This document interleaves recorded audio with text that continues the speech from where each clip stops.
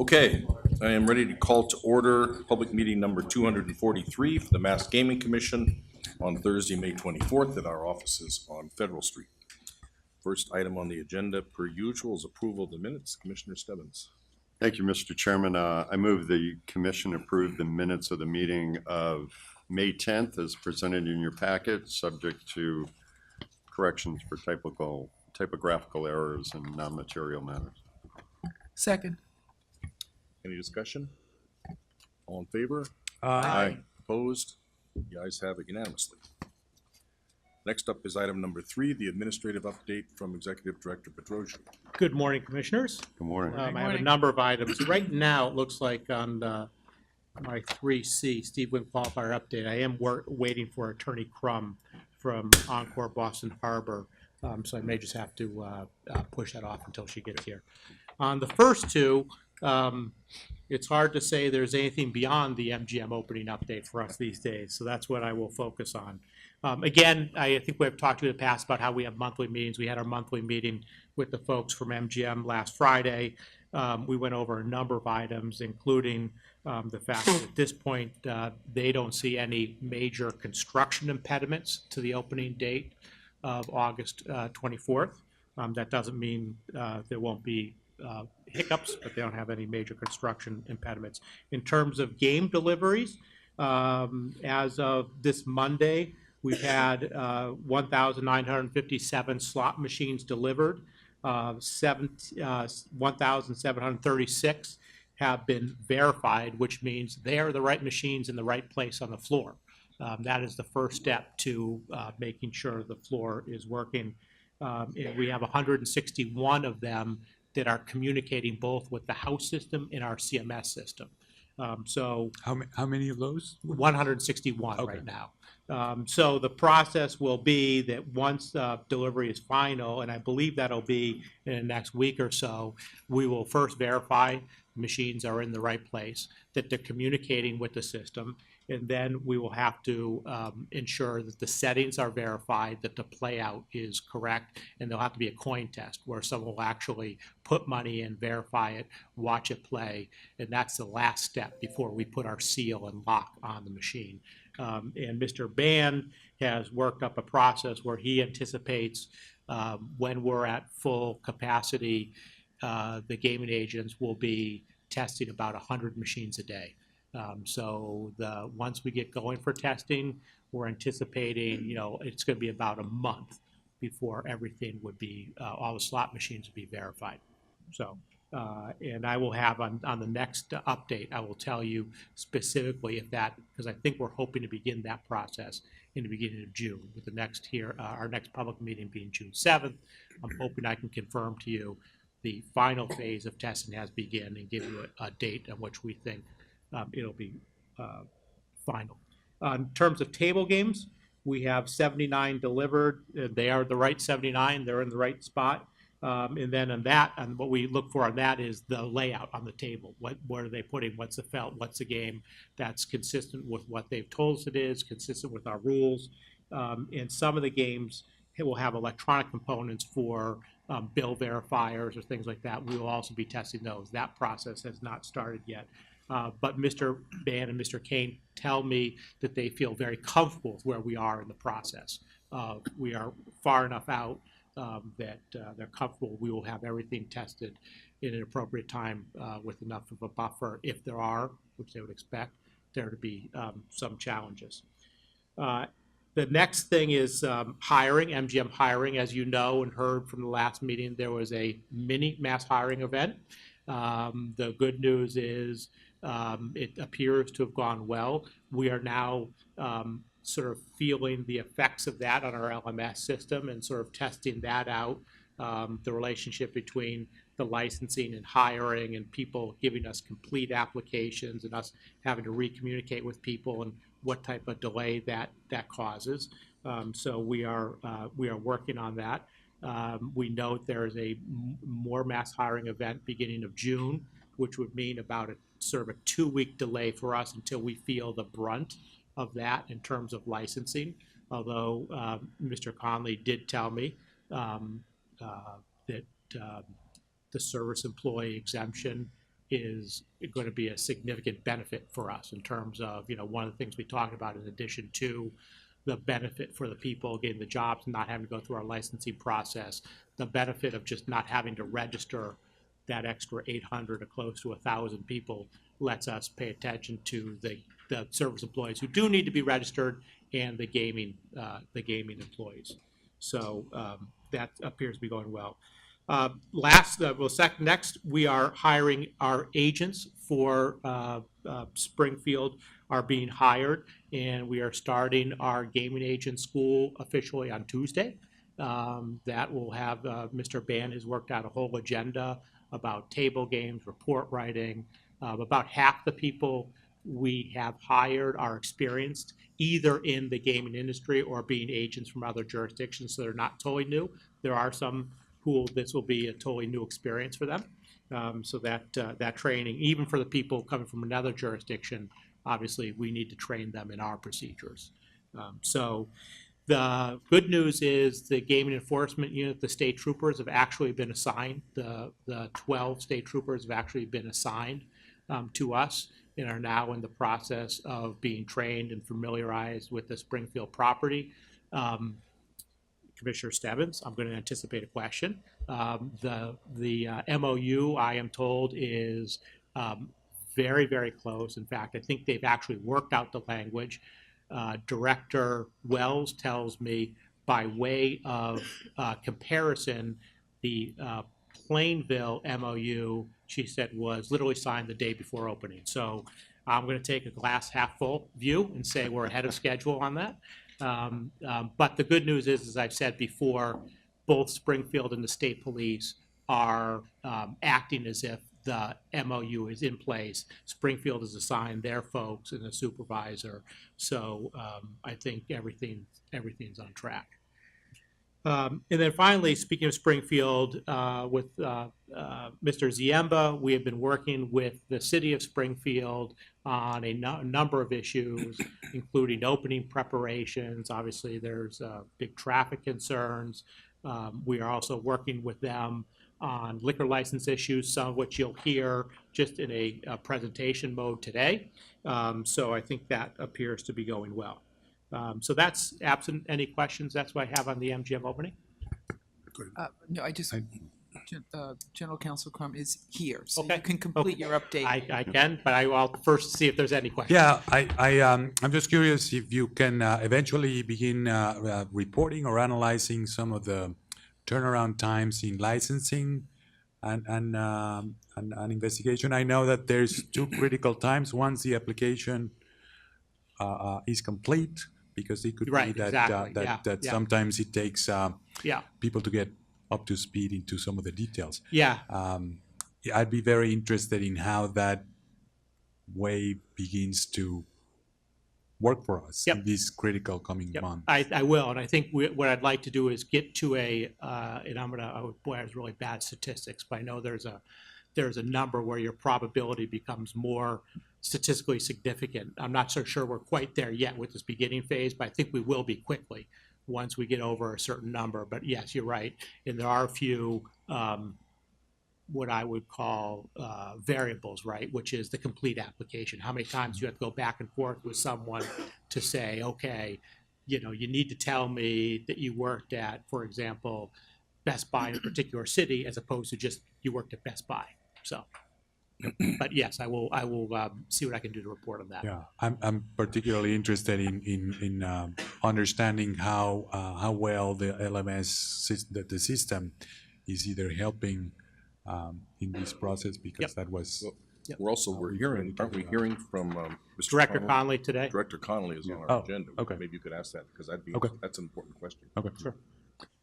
Just one additional point, and I know we've talked about it this morning, but for the benefit of my colleagues, from the Sigma UMass meeting we had yesterday, still some concerns or issues expressed about completing new employee surveys as folks are going through the hiring process.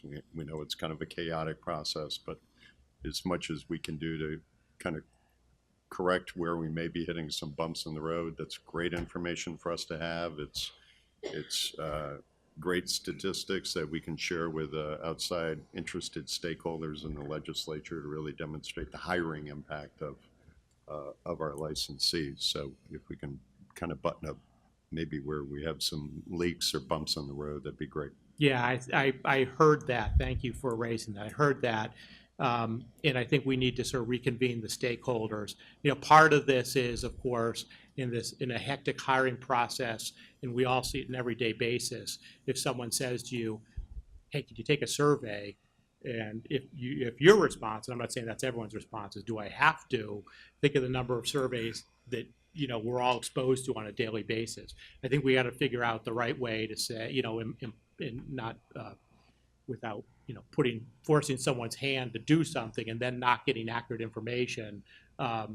Advertising this as a benefit, you know, I mean, a benefit that not only are you getting a job, but you have the potential of giving information that will benefit people in the future. So I'm going to try and get the folks together and see if we can if we need to tweak our system a little more to make sure we capture as many voluntary people who will give us good information as possible. And one of those things could also be just the realization that this is not going to be necessarily the census that it was at PPC because we were set up the way we were, and everybody had to go through licensing, Right. and it was frankly many fewer individuals. We got the luxury for the research project of essentially having a census. There's methods, statistical methods for sampling and all kinds of things, where the reality that we're going to have a group of people who don't have to go through licensing, and two, the notion that we really now have many more individuals.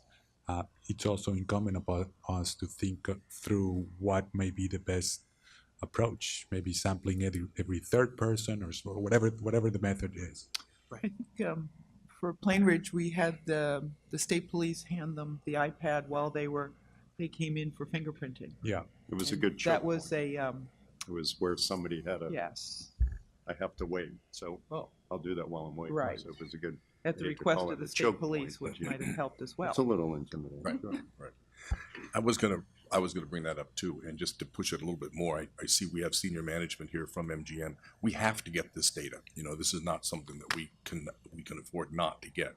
We don't have to have it at the time they sign up, knowing that's a crunch time. And I talked about it with the researchers yesterday as well. We could get it, you know, within the next month or so after they've signed up, but we have to get 75–80% of the people to fill out this survey. So whether it's by being more rigorous during the sign-up period, or whether it's committing now to a plan that's both pre and post opening, is up to other folks. That might help to be able to put it off to that point. But I was going to bring this up offline, but it is a really important thing. It's a critical piece of our data set that we have to get. Okay, I Right. hear, so I'll get the folks together. Thank you for the ideas. Yeah, thank you. So now I can move on to the third issue and invite Council Crum up with me. This is a status update on the Steve Wynn qualifier issue. Is just by way of review. You'll remember you had a hearing on this issue on April 27th. You issued a decision on May 7th. And I'm here today with Attorney Crum from Encore Boston Harbor to update you on the Wynn Resorts process of separating itself from Steve Wynn.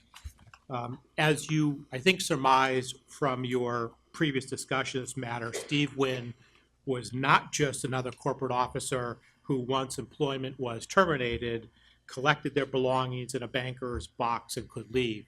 He was the founder, CEO, and chair of the board who lived at one of the properties.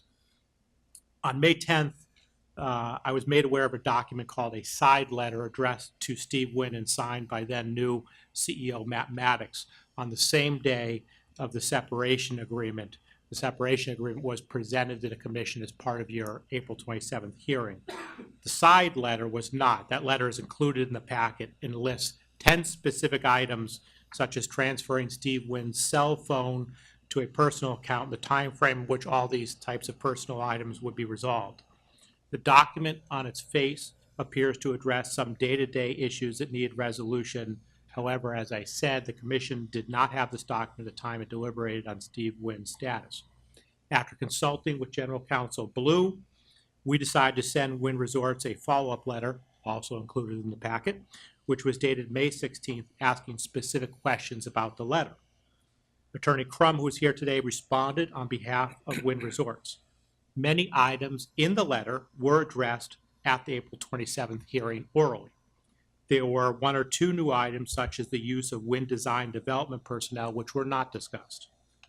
Attorney Crum has submitted a letter, affidavits, and exhibits further explain the existence of this letter, the reason for it, and the oversight in not filing initially. The letter, affidavit, and exhibit are also in the packet.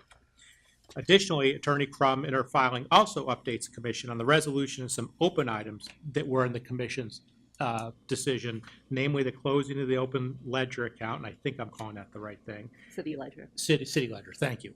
And the certification that Steve Wynn did not vote his shares last week at last week's annual shareholders meeting.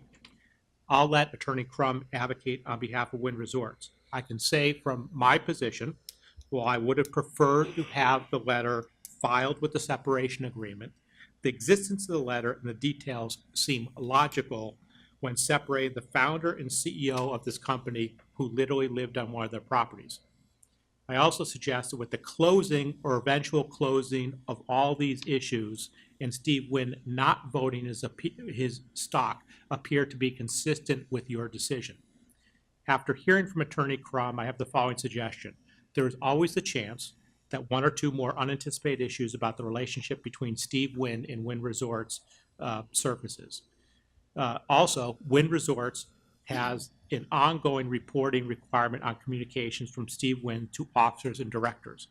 Barring any unanticipated matters that require the commission's immediate attention prior to finalizing the overall Wynn review, I will work with legal counsel and the Investigations and Enforcement Bureau on these matters in the future. With that, I'll turn it over to Attorney Crum. So thank you, Commissioners. I apologize for being late. There was some road construction in the Sullivan Square area. Oh, really?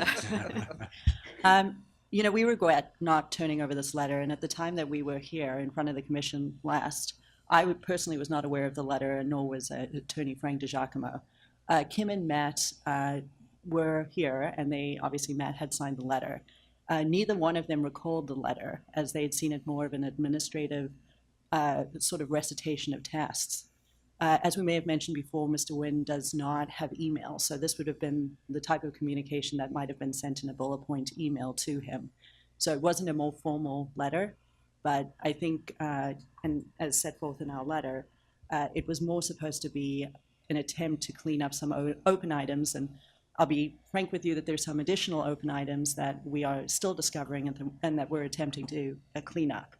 I've spoken to Director Bedrosian about this, and I'll continue to inform him as we discover these things going forward.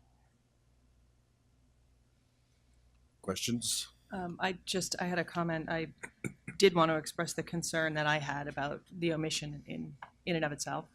But I did also want to comment. I found some references in the letter troubling, in particular on page 2, talking about the lapse of memory on the part of the people who testified. The second paragraph characterizes it based on due to the administrative nature of the hearing. No one testifying at the hearing recalled the existence of the letter. I would hope. Sorry, that actually, if I could just finish, I would certainly hope that anyone who has an obligation or comes to the commission has a crisp memory and gives full disclosure regardless of the formality or informality of the process. And I did want to make that point because I found that troubling in this submission.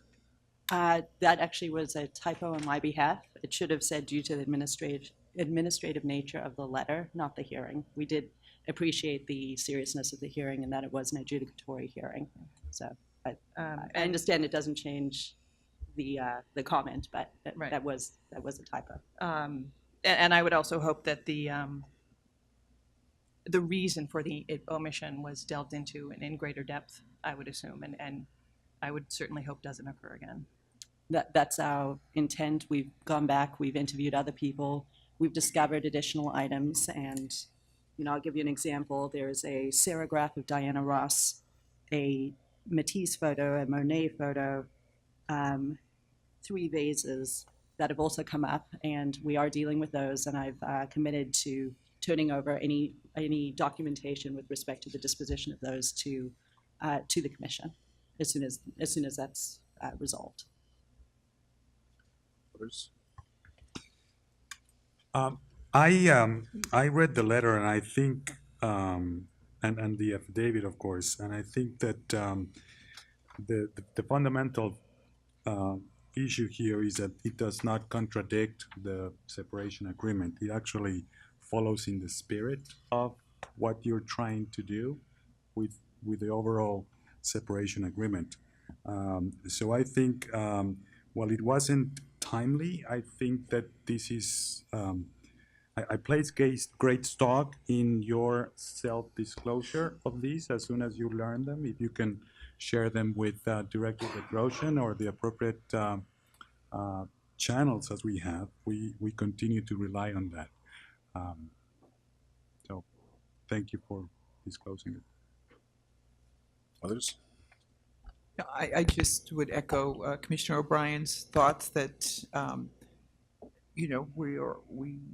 this license is about a relationship, and right now we're conducting a review of that, what was disclosed, when, why things weren't disclosed. So it is really helpful to feel like we can that we can trust the materials we get, that they're complete. So and I know Attorney Crum, you realize that, and I just hope everyone in Las Vegas does as well.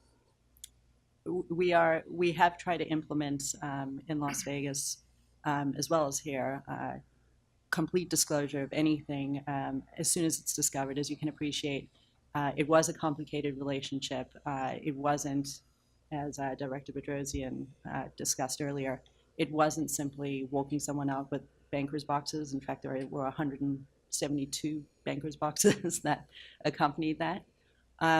We are trying to effectuate the separation, and I think this letter was, the intent of this letter was to facilitate that. As I said, I too wish that it had been produced with the original submission, and we'll make sure that if we see anything else, we do get it to you as soon as possible. I think that as I was reviewing the separation agreement, I was puzzled why it referred to something like administrative support, but it didn't deal with his personal security, which I would have guessed was a much bigger expense than the administrative support. But security wasn't mentioned in the separation agreement, and the administrative support was. I asked Todd Grossman to find out, was security in fact terminated. I believe he called you to find out, and you found out that it was. How did you find out that it was? I believe I called the company. I called the CFO. That's actually how this letter came up. So when we were talking about winding up the city ledger account, he said, well, there's a couple of things that we need to clarify with WDD. And I said, well, I don't know about the WDD piece of this. And he said, oh, it was in the letter. And so that's how the letter was discovered. And I think the personal security was part of that. It was another piece that people were focused on. It may not have been dealt with directly in the separation agreement, but it was a piece that people were aware of. I think also the separation agreement largely followed his employment agreement. And so when these other items came up, they were considered sort of more day-to-day separation items. But when you first learned about the letter, whenever that was, you then immediately informed us? Yes, I called Ed the following day. Okay. And you've been put in the not particularly enviable position of being sort of the Girl Scout swearing to everything the case, and it's not all totally within your control. But that's what we're dealt with, so welcome to that position. But I agree with Commissioner O'Brien about not remembering just doesn't sound very good, even though with the correction of the letter than to hearing. I mean, just not remembering is not as satisfactory. It appears that there was nothing nefarious in this. These are trivial matters. They are going to get cleaned up. It's certainly plausible that it was sort of an oversight, but this is not a time for not remembering stuff. I mean, even the littlest stuff gives us the heebie-jeebies when we don't remember stuff. I mean, how do we know that somebody doesn't remember something that's material? How do we know that? So I believe that you appreciate that, but and I do believe this letter is non-material, but the forgetting isn't, and the inadvertence of not having it included is not non-material. And I join the other commissioners in saying, and I know you know this, but it puts the commission and it puts the company in a very bad position to have these little things occur. So you understand my point. I do. Thank you. Just one final note. Because of the recent board meeting, you had 2 members who, I guess, didn't stand for re-election. You have 3 new board members who we've heard about. And even though I don't believe that Mr. Wynn had any type of business relationship or friendship with the new board members, do you believe that those new board members have also are aware of the instructions around any communications with Mr. Wynn kind of going forward and their need to report that? We have communicated that to the 3 new directors. Per your comment, they, I don't believe, have ever met with him. Okay. Also, Director Bedrosian was out in Las Vegas last week, and he met with them and was able to communicate that to them directly as well. Anybody else? Okay. Thank you. Thank you, Mr. Chairman. That's the end of my administrative update. Okay. Sure. Maybe make it a 3-minute break. We are reconvening public meeting number 243 with item number 4 on the agenda. Ombudsman Siemba.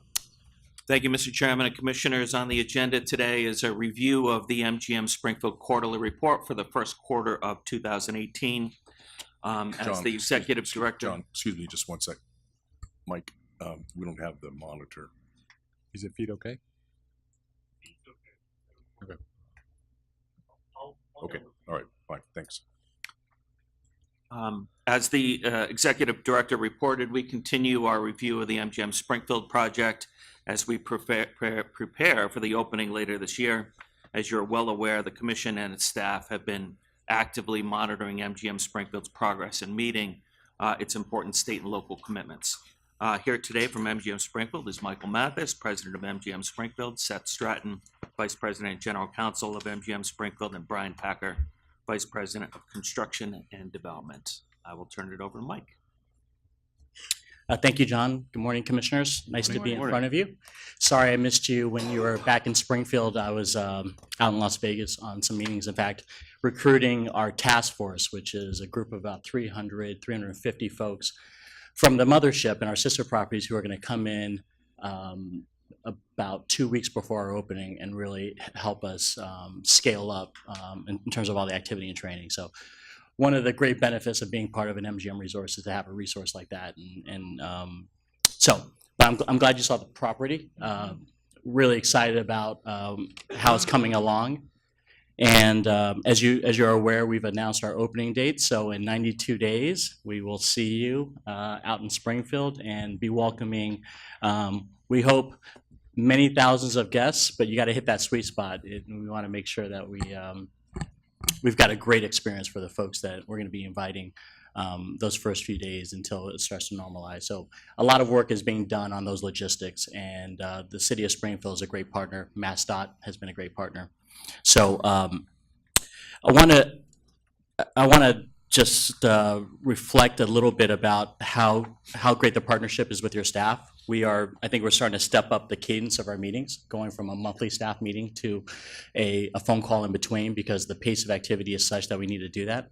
But one of the things that sort of occurred to me the other day as I was talking to Executive Director Bedrosian is, your staff is getting ready for the crush of our opening just as much as our staff is. And one of the comments he made is, what he's doing in terms of his personal calendar on vacations and trips. And we're starting to have those conversations as well as, what is our last hurrah before we really button it down. But it just reflects how involved your staff is hand in hand with what we're doing to get open. So great partnership. We wouldn't be able to have announced an early opening without that partnership. So just thank you, and want to make sure you're aware of how important they are to this process. A couple of other comments before I hand it off to Brian. No, it's okay.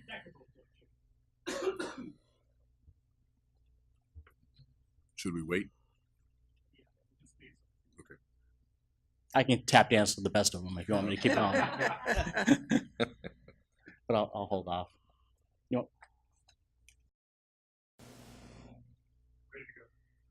Great, thanks, Mike. Ed, I just want to make sure you heard all the glowing things I said about you and your staff while you were messing around with the screen. I thought I heard you talking about the Vegas Golden Knights. Oh, go Knights. Go Knights.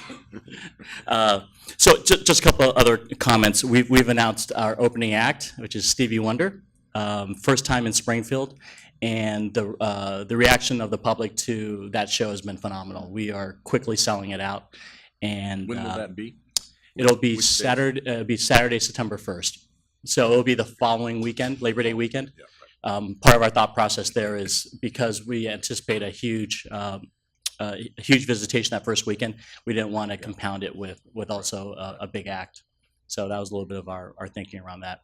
And where will he be presenting, at the Mass Mutual Center? He'll or be in playing in the- the Mass Mutual Center. Mass Mutual? Yep, about 5,500 seats is the configuration for an act like that. So we've gone on pre-sale with our M Life members, which is leveraging our loyalty program, giving them that benefit of the pre-sales. We've now opened it up to the public, and the response has been phenomenal. So we very confident we're going to have a sold-out act. So very excited to have Stevie come. One of the other things that that was touched on earlier is we had a mass hiring event at Mass Mutual Center back on May 8th and 9th. And just to give you the scale of where we're at in terms of that process, we are probably 200 employees as of that hiring event. And we were looking to hire security staff, cage cashiers, food and beverage staff, including cooks and stewards. We extended, I think, approximately 700 offers with the goal to hire about 200. 3 to 1-ish was the goal. It was a wonderful event. It was a little bit of a trial run for us because we will have subsequent mass hiring events where we'll be hiring in the coming months 600 at a time, and then 1,000, which will be our largest event. So we wanted to make sure we got the whole process down in terms of the technology. Candidates are able to pick appointments after they're given an invitation, so that there's we can accommodate personal schedules. We ran it 2 days. Really exciting. And one of the things I'm most proud of is there's been a big focus on our Springfield hiring targets to make sure those benefits land with the local population. As you know, our target is 35%, and we want to make sure we get ahead of that number. So we exceeded that number in terms of the offers that were extended on that day. Great. And it was incredibly impactful. We had a celebration room, because as you make your way through the various rooms to get your final offer, there's a moment where you can enjoy it and meet other executive members of the team and staff. And one of the moments I remember, I was walking out with a woman who had just received an offer, and she got a phone call from her kids who were waiting for the news of whether she got a job. Wow. So exciting times, and it's really, I think, it gives you a sense of what we're all trying to do with this economic development, and we're changing lives. Put the new employment survey as one of the way stations on that process. All right, so let's tackle that survey. It's a reminder. Are you on, just on this, the dealer positions, all the skill positions, how are you feeling about the number of candidates for those jobs? Yeah, we're doing incredibly well. Alex will be stepping up here to present on our liquor presentation, and he's closer to it.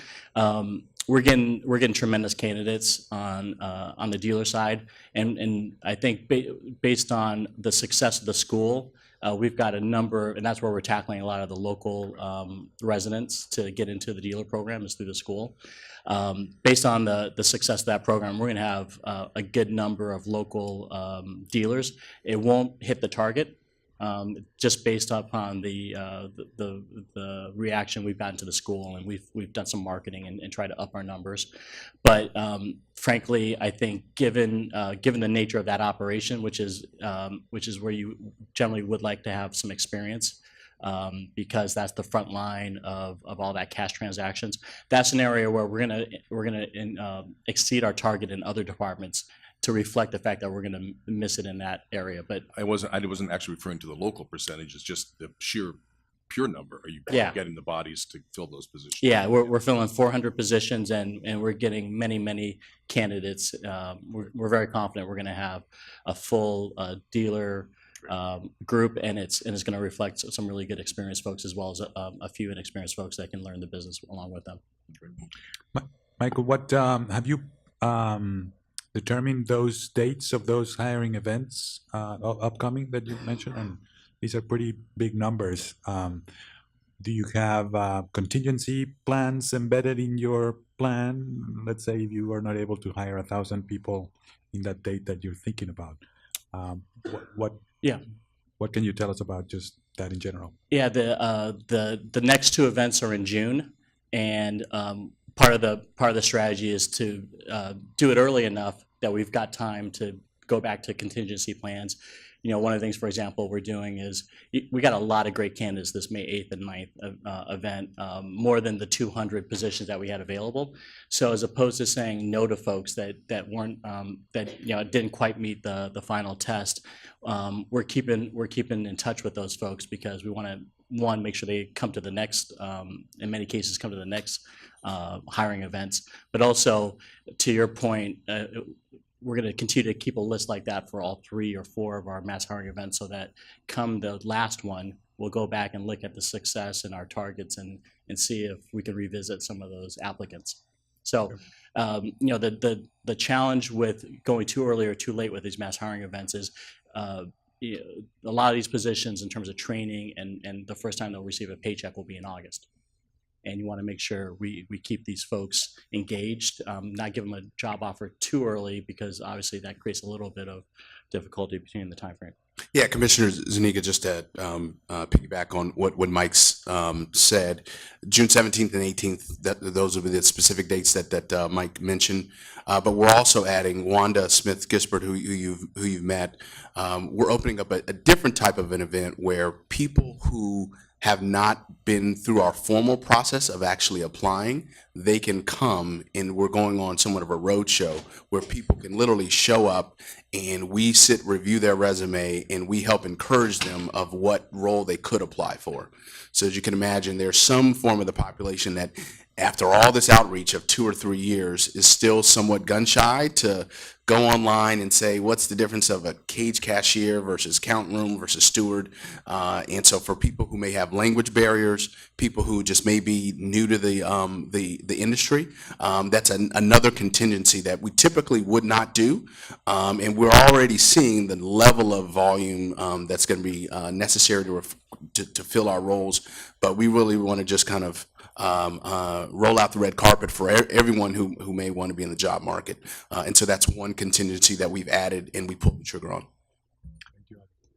I have to say, I had a chance with Director Bedrosian and Director Griffin to kind of pop around the pieces of the first the most recent mass hiring event you had, and appreciate all the special focus, as you pointed out, were made to Springfield folks. If they missed their appointment, there was follow-up to be made to make sure that they didn't miss the next one. We watched the onion cutting demonstration going on. I realized I've been doing it wrong all these years.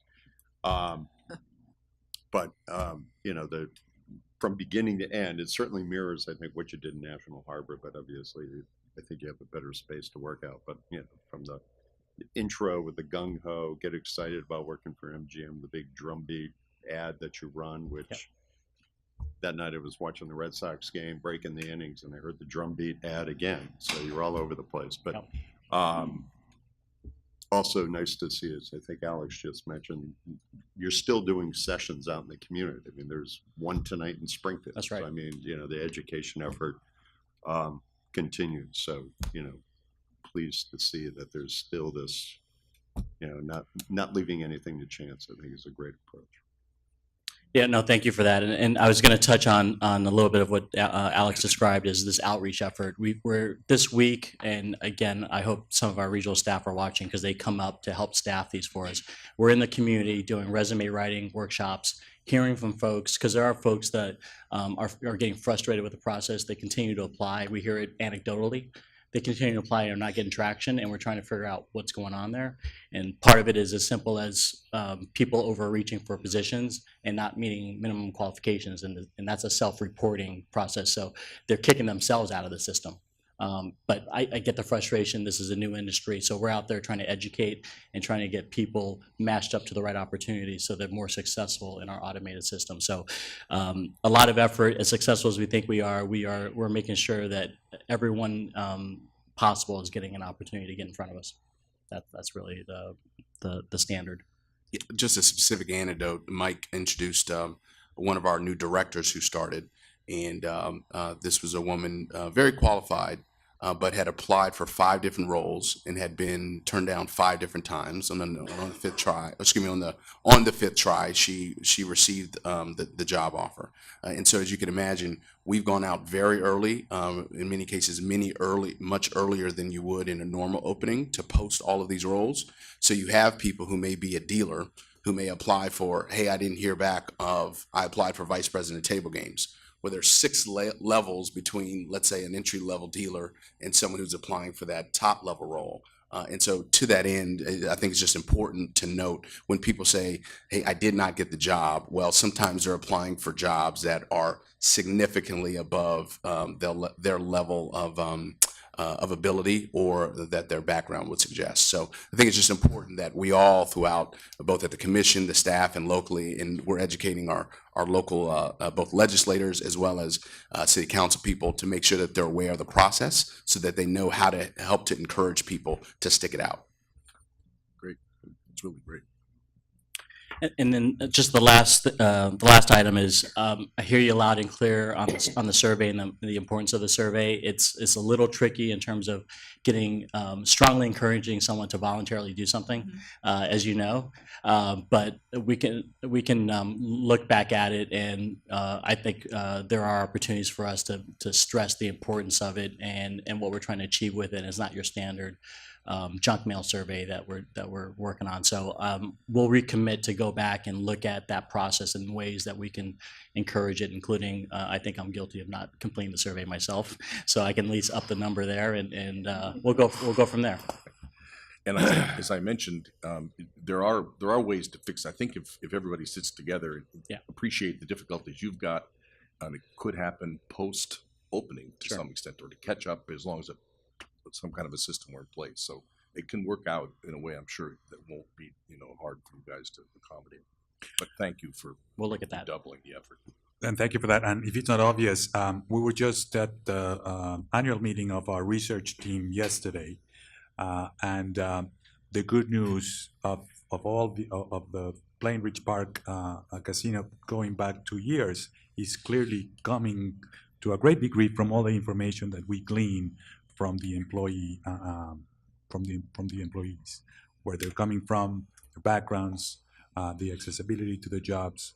So we're really counting on that for MGM as well. Absolutely.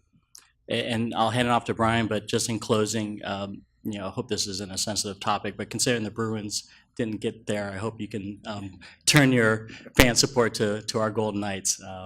It's a phenomenal team, and it's something that our city's really rallied around. Yeah, but we're really happy with our Red Sox and Celtics right now. Fair enough. I'll hand it off to Brian for the update on the construction. Good morning. Good morning. Good morning. So, as Mike, starts to ramp up here with Alex and team, the construction employees in this quarter probably peaked out and have started to ramp down as we sit here and speak today. So in the first quarter, from a site perspective, this was all about getting as much scaffold down as possible. starting to clear the edges of the property for landscaping, hardscape prep, last minute utility connections. And you can start seeing in this picture the back of the facade by the pool decks starting to take shape and color.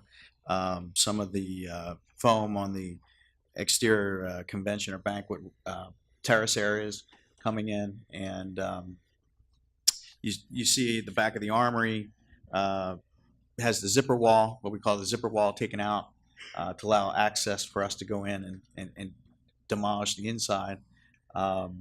And then Main Street, a little dark in this photo, but majority of the scaffolding along Main is down, with us eventually turning the corner to take the rest of that scaffolding down in this current quarter. We also, early in the quarter, we opened 95 State Street to employees. We had the TCO the end of the year, and then in January, we started moving in Mike and his staff, and then eventually your staff into that building. So that was a great project, and is now, you know, fully active and being used, supporting all operations. The hotel exterior, you start to see now, as that scaffolding peels back, the richness of the different types of facades that we have along Main Street. I've been stopped many times unsolicited now, where folks on the street are saying, this looks like it's been there forever. And that's before we even, you know, put the finishing touches on it and light aging, and we've from day one, I think it was 2 Januaries ago, we built mock-ups of these facades in Las Vegas to have our executives review, and then the city's Chicago consultants come out and review. So there was a long process of back and forth on these facades, and now you finally see them kind of coming to life.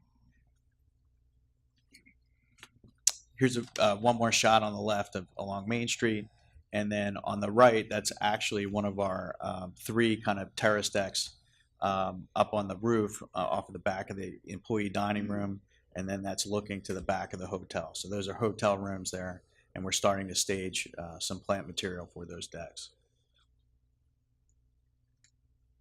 Hotel rooms, you know, we've gotten to the point now where we don't have to show you the pictures of the model rooms. These are actually the rooms in the hotel. This is level 3. And, you know, what's unique about this hotel is because you have so many different facades, most folks don't understand that all the differences in the facades have to translate into the rooms. So really there is not one unique room type almost on this whole project. There's always a slight variation in every room that the designers had to consider. So we're currently in the punch list stage on the hotel rooms as we speak here today, but in this quarter we were wrapping up some of the earlier rooms. Hey, Brian, can I stop you there? I think I mentioned this back in the before, but just this slide really shows it. To create the multiple facades, you've got to have different windows, and you'll be along a hotel corridor, and you'll be in one room and have that 2-panel window that you see right there, and then the next room will be a full floor-to-ceiling glass window, because these are buildings from the exterior that have different treatments. So our VP, that comes with a cost, not just construction-wise, but in terms of operation. Our VP of facilities was bemoaning the other day that for attic stock, to replace one of these windows, you normally have a single window, and you can create a standard attic stock. He's got to have attic stock for 48 different windows. Oh my God. 48 different windows. So we think it's worth it, but you know, some of the things you don't think about as you have an ambitious design about, you know, what the ripple effect of some of these decisions are. So. And then next to some of the podium interior progress shots, on the left from one of our marketplace venues at South End Market. On the right, we have shots of both of our higher end restaurant, Italian, and the Chandler Steakhouse at the bottom. And you now start seeing, you know, the drywall get filled in, the early stages of millwork being applied, and some of the faux finishing of the walls starting in these spaces. The dome pretty much got finished off in this quarter and completed. So kind of have 3 levels to this. This dome was salvaged out of 73 State. On the first level, you've got basically as part of our pre-function area, and the smoky mirror glass background with the arches. On the second level is a balcony level that is original to 73 State, built back at the exact dimensions that were in the original building, and then the railings and the doors were actually salvage materials as part of our historic salvage program out of 73. And then the third level, obviously, is the dome itself. So we were really happy with, there was a lot of discussion of early on, I know with historical and internally about where does this go? What's the right place for it on the project? And I think it landed at the right spot when you're out there walking around in this banquet pre-function area. Great. And then on to some of the entertainment block. You really see the YWCA facade in this quarter come to life. We probably took at least 40 different templates off of the original building in terms of windowsills and friezes and railings, and to make sure that we got the dimensioning on this facade exactly what it was in the original structure. We were also able to save some of the friezes and some of the coins on the edges from the original building and reuse them now in this facade. So when you're out there, you'll see some of the more ornate friezes are from the original. On the right, you start to see a hint at the truss, which is kind of an emulation and a nod to the old drill shed that once was off the back of the armory. So underneath this truss structure will be a bunch of different events that Mike and Alex are going to be programming. In the winter, obviously the ice skating rink. In the summer, really an open marketplace type feel that'll be allowed to be programmed on a flex basis. So entertainment block outside, you're burning off your facade work and getting these trusses in place. And then one of the biggest challenges, I think, on the entire project, it coming into this quarter, is the armory. The armory, as you know, used to be 4 levels inside of some old classrooms and different tight spaces that really didn't lend themselves to imagination of what could this be. We've opened that whole space up, completely different feel now. Really get a sense of the history of the space. And on the right picture, we're starting to stage here for what's probably one of the most unique things we've done on the project, maybe even more unique than moving the church, is the turrets on the inside are getting removed, but the turrets on the outside stay. So if you can imagine the weight of these walls that in some places are 3 foot thick on the outside of the building up top, but we have to support the inside and then remove it. And so there's been a lot of work going on, how do you do this safely? How do we do it to make sure that the integrity of what will remain stays the same? And we're in that process right now. So you don't replace it. It's going to be just one big open space without those 4 closed turrets. that's correct. So, on the inside where that, maybe a half of the turret Yeah, right. took up Right. some interior space. Now that wall's removed, Yeah. and you get the benefit of being able to use the square footage of the turret. Are there going to be interior floors? Have you decided that? So there's At this point? the interior floor Or storage? in this current design. You basically have it's level 1 when you walk in, and that floor has been poured. The only openings that are out there right now on that floor are where the turrets are. They'll be getting filled in, and then you'll have one consistent wood floor across the first level of the armory. So when you walk in, it'll be a wood floor with, contrasted with the brick on the walls. Right. But will there be other stories? Have you determined that? We have not determined that at this time for opening. Right. It will be that flex space with just one floor. It's designed to receive further floors down the road. So, in fact, I think I may have sold our first wedding that'll take place in that armory. So, it's gonna be an amazing space. Great. Really excited. That's great. And some of the patterning on the brick and some of the nods to those floors that were there, it's interesting when you're in the space. It comes off really well, I think. On the church, We have DA Sullivan, a different general contractor assisting with this space. On the interior, we've started modifying just a few interior walls to allow for the food service equipment that's going to be coming, as well as we have a new entry off of the rear of the church that will face the marketplace. On the right-hand side, you see us starting to prepare for the ADA ramps, which also connect into the exterior terrace that'll serve for seating area, and it's somewhat elevated once it gets poured. So the early work on those ramps is what you see on the right. The Childhood Center, great progress on that structure. Walked it a few weeks ago. You can start seeing here where we're on the interior, we're almost ready for paint, and all the roof lines are in, finishing up some of the exterior board. But it's really going to be a unique child care center as it relates to, this is a LEED Platinum net zero child care center. So the solar panels and other elements that help us register for that status, they should be arriving in the upcoming quarter. And then off-site traffic, we have many intersections that we're tracking with your staff on what are the improvements from ADA ramps to milling and resurfacing and painting. A lot of coordination with the city on this work, because as we're trying to do our work, the I-91 project is also trying to do its final pave, and then the city is doing a significant amount of paving on their own in the city. So if you're downtown right now, you're seeing a lot of asphalt trucks. Day and night. It's almost a 24/7 operation between all three entities kind of pulling from the same resources to get asphalt. Brian, the traffic island, is that Union Street? That's Union Street. That's correct, and that's a mid-block pedestrian crossing. Okay, So you'll it end up- doesn't extend the whole.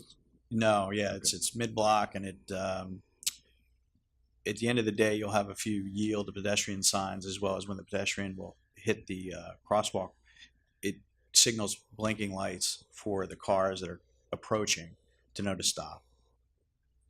We just completed the one on State Street last week. State Street has a similar mid-block crossing. So here on the design update, we had a bunch of deltas released, generally for cleanup, podium, fit-out work, hotel fit-out packages relating mainly to suites and AV equipment. And then for the Armory, the church, Indian Motorcycle, the cinema, and Topgolf, as you can imagine, those spaces being designed later or getting tenants later, those actual interior spaces have now been, the designs completed and issued in this quarter for us to go forward in the current quarter here to actually build them out.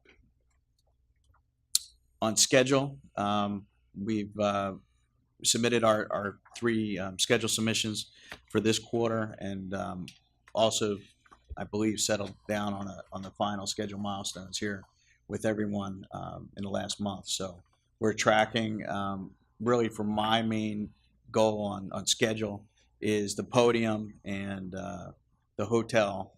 The biggest date probably for the project is a construction turnover of August 6th is our target for TCO for those spaces. So we're pushing towards that, and then the minute we get through the casino podium, then we'll focus on some of the later areas like the cinema, Topgolf, India. And with that, I'll turn it over briefly to Seth for the budget slide.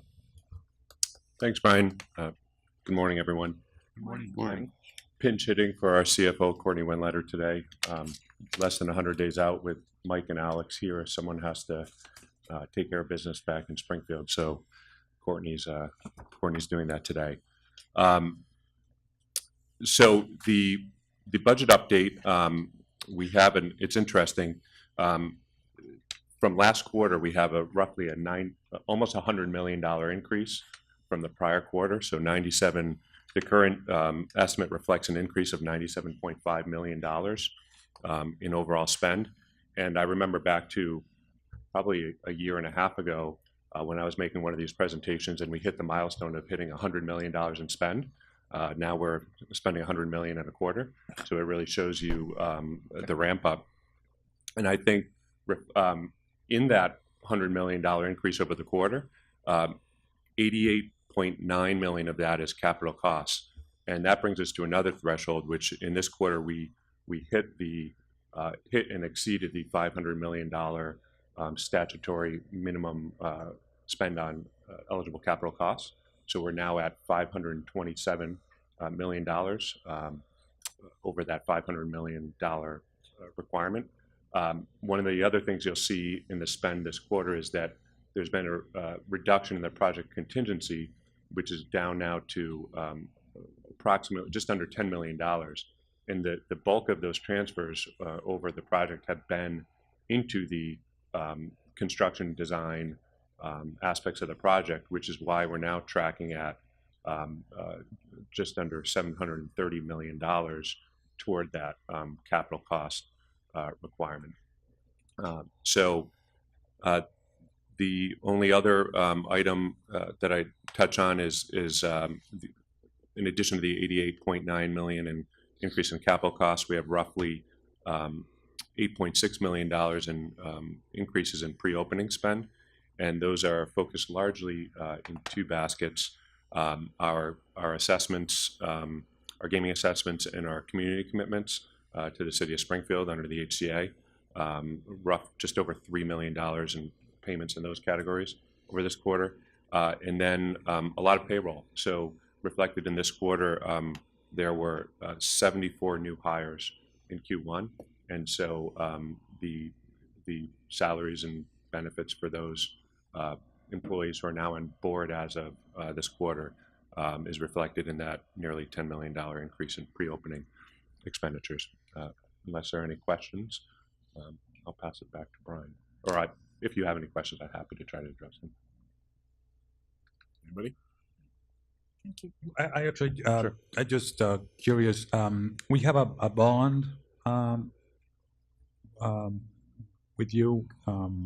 What is the status of that? Can somebody remind me? So Commissioner, that bond continues, I think, through November. As you recall, when we looked at the schedule, we told the commission that we are going to be in the process of developing a construction security mechanism for some outstanding parts of the project that construction will be complete after the opening. Yes. And so we're still in the process of discussions with what the form of that will take. Okay. But the bond currently remains, but we want to make sure that that the language of whatever mechanism we have will be sufficient to provide the security for the construction of those For the items remaining after the opening. items. Yeah. Okay. And that bond is good until September? November. Oh, November. You mentioned that. November. Thank you.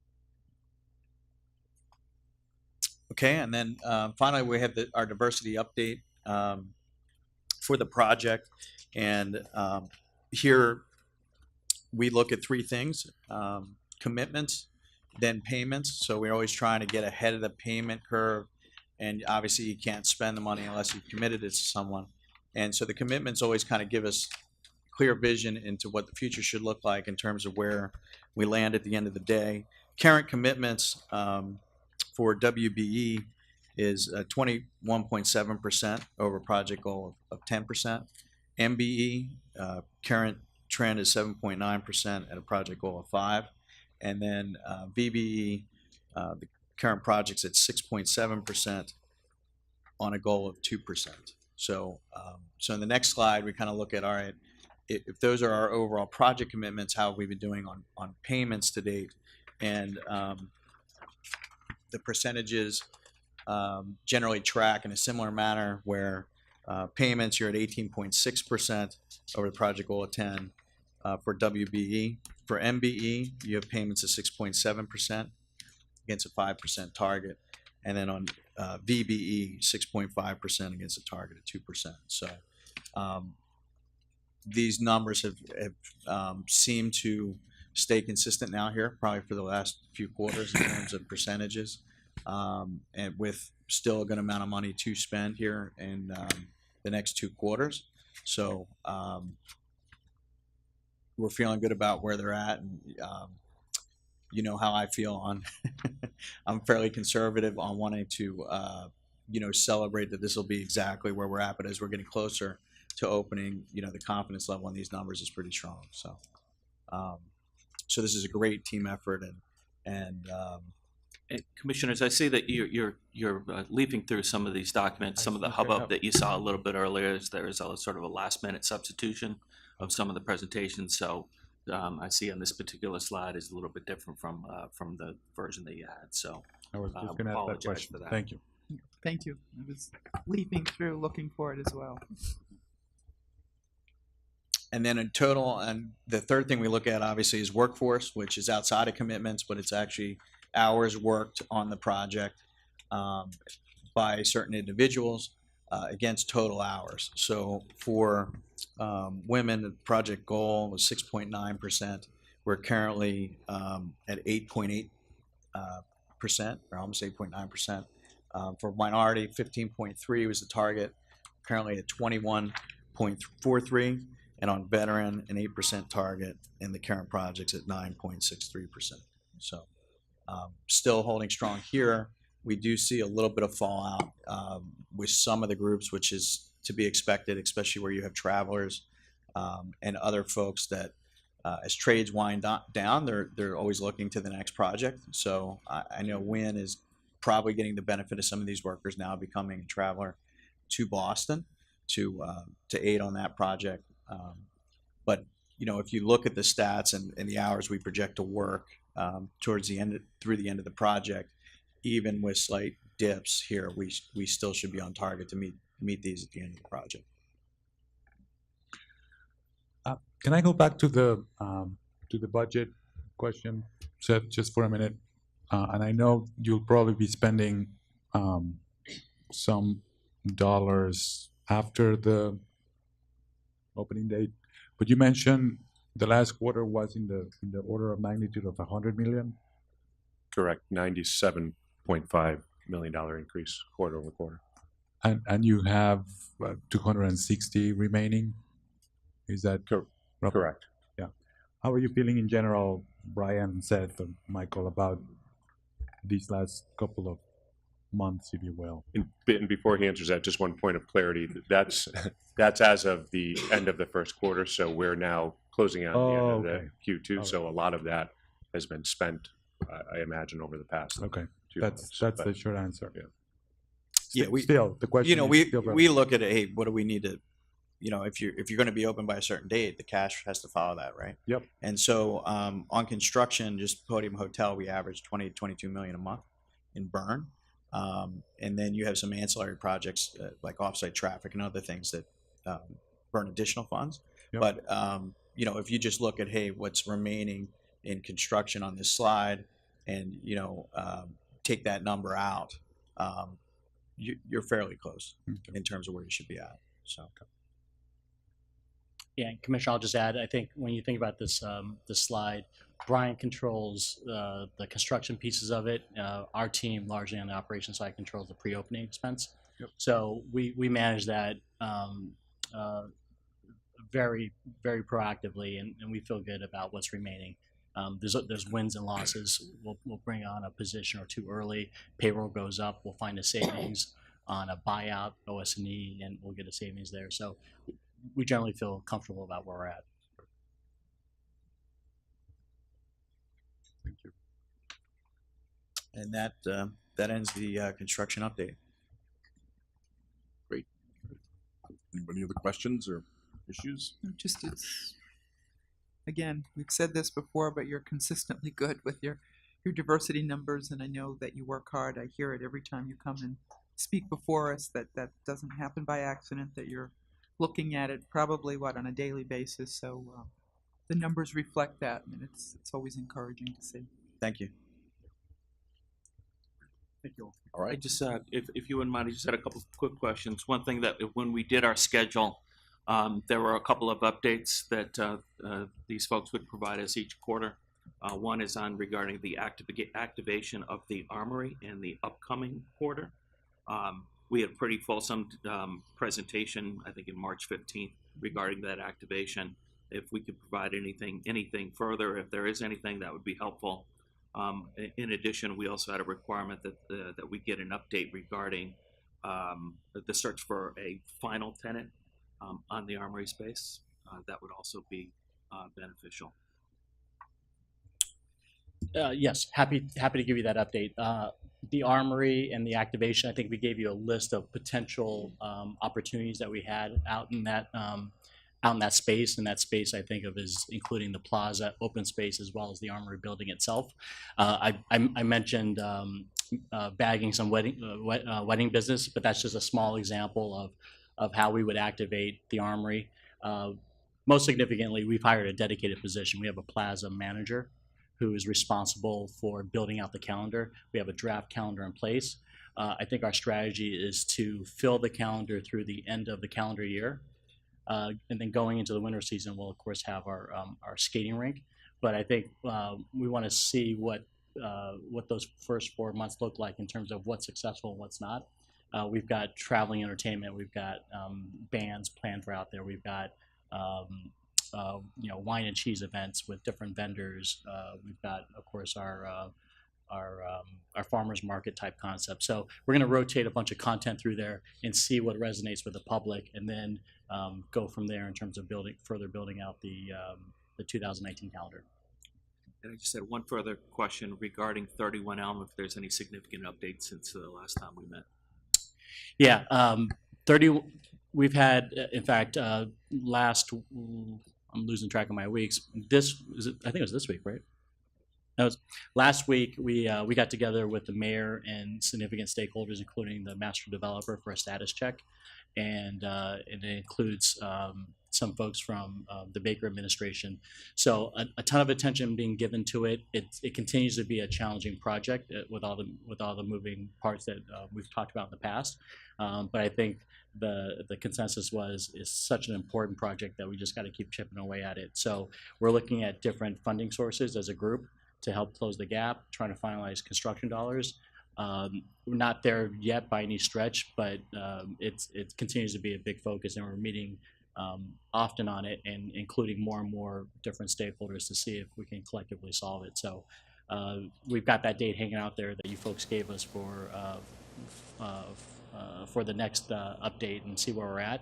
And we agree with you. At some point, you got to make a decision as a go, no go on our housing commitment, and we're building contingency plans so that if we reach that moment, we've got a presentation to make to you about how we're going to make that commitment, reach that commitment. Anybody else? Great. Thank you. Well, Thanks, Sean. Thank you very much. Thank you. Next up is Director Sure. Yeah.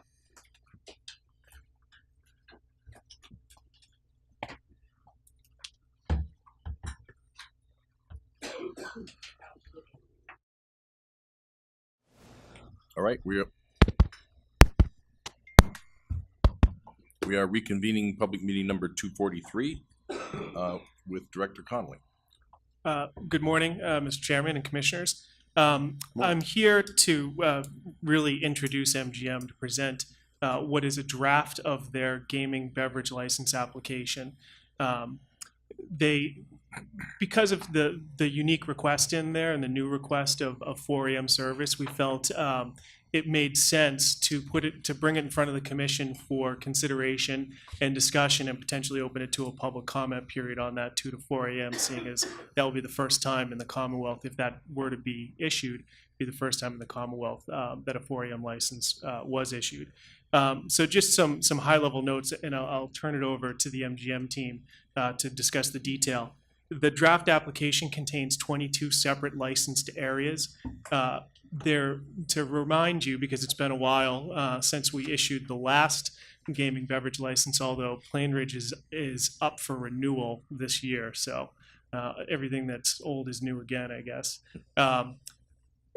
There's 22 separate licensed areas. There's one overarching gaming beverage license for the casino, but every specific area where there's alcohol service and a defined theme is included as a specific licensed area, and you'll see that in the application. Most of the areas have the 8 a.m. to 2 a.m., which is, the standing allowance for alcohol service, with the addition, as will be discussed, of the request for 4 a.m. service, 2 to 4 a.m. service on the gaming floor. This is, as I mentioned, a draft really for consideration and to start a discussion that we expect will be robust. But some of the updates that we know are to come are some additional information on jointly responsible parties, particularly in two areas, the theater and a retail space. Again, there's the overarching gaming beverage license, but a tenant-operated area would be noted as a jointly responsible party under MGM's license. And additionally and significantly, there will be additional information regarding the outdoor plaza, and specifically some of the efforts that MGM is going to undertake to clearly mark and signal kind of the regulatory intent of that area, that it's bound and that it's not porous to the outside areas. We expect that to be at the next meeting. So it's kind of a follow-on to this. So just not to preempt, but they may punt some of the questions on the outdoor plan in that regard, and that's because we expect to take it up the next meeting. And with the hope that 2 meetings from now, we would present this. I would bring this forward with a recommendation for approval, which would be predicated on the fact that all of your questions were answered and anything that comes out of this meeting that's a requirement from the commission was satisfied. So with that, I'm going to turn it over to the MGM team. Thanks, Paul. Thanks for that really helpful introduction. And I'll be very brief, but I want to touch on a few points, largely on the format and the process. And I want to thank Paul and your team for being really cooperative and collaborative in developing this, because what you're going to see is that our application is really doubling as our presentation. The format of the application requires specific pieces of information around each licensed area. And as Paul mentioned, we're proposing 22 of those. And so rather than filling out 22 forms with the information and putting into the template, we were showing our information to Paul, and he said, well, why don't you just make that an appendix to the application so we don't have to fill out all these forms. And so I appreciate that made a lot of sense to us. And so I appreciate the cooperation on that. The way that this is laid out, the appendix to the license, you have the cover page of the license, the signature page, and then basically everything in the middle is covered in this appendix, in addition to the certificate of insurance that that's required under the regulation. And there are certain pieces of information that are required under the regulation for the gaming beverage application. And you'll see, if you look at the table of contents, which is up on the screen, you'll see that we've broken essentially those pieces down in the underlined areas. So we have to identify each licensed area, and for each of those areas, and Anthony will walk through that every piece of information that we're providing that's required by the regulation on each. There's also a requirement under the regulation to identify and provide details around every on-premises space where alcohol will be stored, and that's included in these materials as well.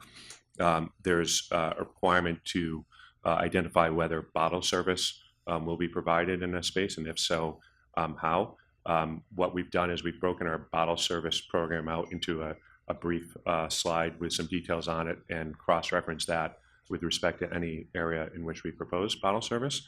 And then there's also a requirement around identifying any areas within the gaming establishment. The presumption under the regulation is that consumption is allowed throughout the gaming establishment unless the integrity of gaming and public safety and welfare dictate otherwise. And the regulation requires us to identify areas that we don't intend to allow consumption. The easy one that we've already detailed in here is parking garages and parking lots and access to parking, that we believe that there's no room for, that there's no place for consuming alcohol in garages and parking lots, clearly.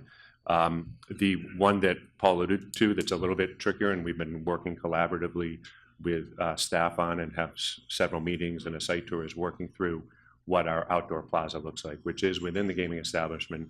And we believe that is critical to have some consumption in that plaza to activate the plaza.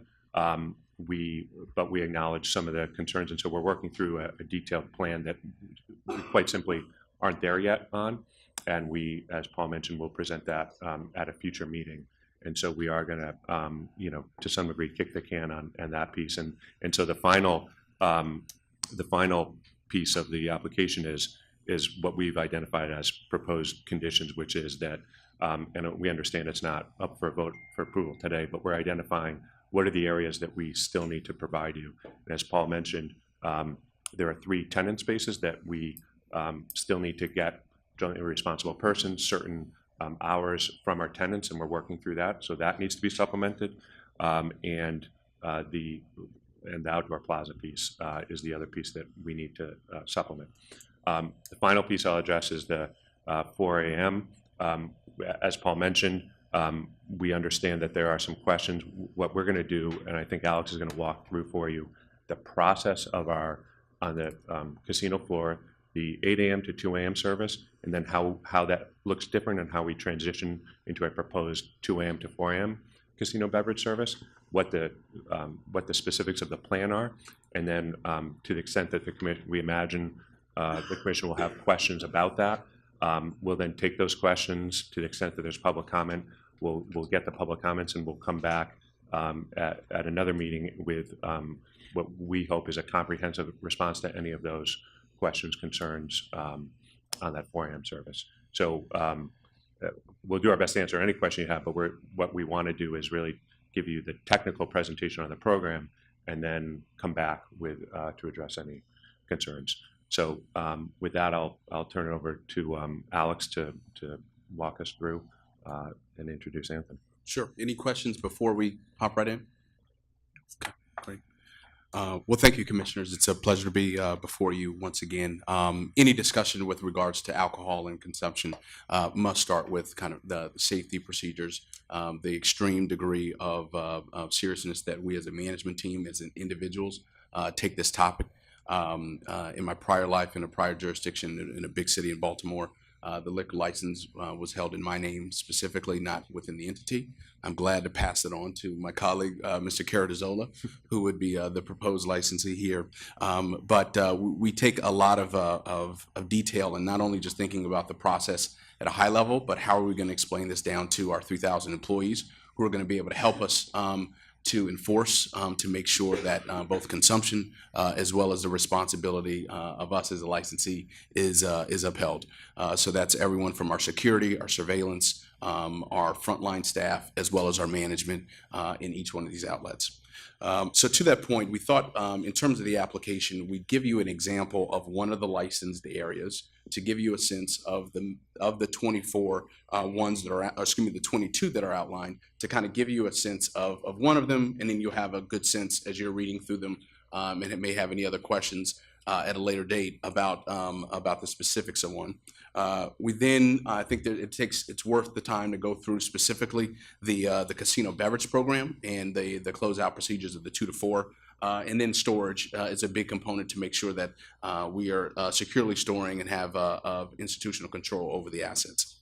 So with that, we can flip through the presentation and we can start on Calmare, which is the outlined on number 1, which will give you a sense of one of the 22. And with that, I'll turn it over to Anthony to outline this as an example. Good morning, Commissioners. Good morning. So we're going to use example as calamari. So we've included the business concept, the description of the restaurant, and then the hours of operation. So our dining room is going to be from 11 a.m. to 12 a.m. And then also, our permitted alcohol use for the space. So we've extended it to 2 a.m. to have some flexibility in case we do a private event. We've included the capacity of the restaurant, including the private dining room, the total dining room, and our wine shop, which is a little unique to the space. Our alcohol dispensing area, so from our bars, the bar service, through our waitresses and waiters. Bottle service, so our wines by the glass, wines by the bottle, poured at the table. We also have a detailed plan of how we will do, if we were to do liquor service, how we would control that. Storage and security will be shown in blue on each plan. And then I will be the manager license for all 22 areas. Anthony, could you just do us a favor, just provide the commission with your exact title and your background? Okay. Anthony Cardozola, Vice President of Food and Beverage. So I've been with MGM for over almost 20 years. Have a culinary background, have been doing more of a front of the house operations since 2010. So well versed in this on alcohol service. I came from Mississippi, which was a controlled state, which had much stricter regulations than we do have here in the Commonwealth. So I think I'm a little, I'll probably be a little stronger on holding my people accountable than most people will. Can you give me an example of a stronger regulation compared to? So for bottle service, similar to here, where a server cannot pour a bottle of vodka. You have to have it in a, or I'm sorry, a guest can't grab a bottle of vodka and pour it themselves. Okay. You know, we have a locked cage. The server will come, unlock it, present the bottle, pour it, lock it back in the cage, secure it. There's just different, and also all liquor is purchased through the state in Mississippi, where you do not just buy it from any vendor off the street. Everything has to go through the ABC Commission on beverage licensing. Could you, what are the, just looking at Calmari, what are the hours of the shop? I'm sorry. What are the hours of the shop? Are those going to be consistent with the restaurant? That is correct. I'm sorry. Well, at 11 p.m. Okay. Quick question about the wine shop as well. So is this you'll have a great variety of wines throughout the dining facility and the bar, and then someone may like a wine and be able to go over to the wine shop and purchase a bottle. Is that pretty much the concept? That is correct. We've already secured our off-premise license, which we did around just about 2 weeks ago. Yes, you will. The inventories will be totally separate. The perception will be you're buying that bottle, so maybe sitting down and having a glass of wine from that bottle, but it's actually two separate inventories because of the regulation we have to keep. Yeah, if I could jump in on that, Anthony, just, so this will be unique in the Commonwealth, actually, this concept, because typically when you have a Section 12, a Section 12 license is the, I was confused, on-premise versus off, but I believe Section 12 is on-premise. Section 15 is off-premise licenses through the city and the ABCC.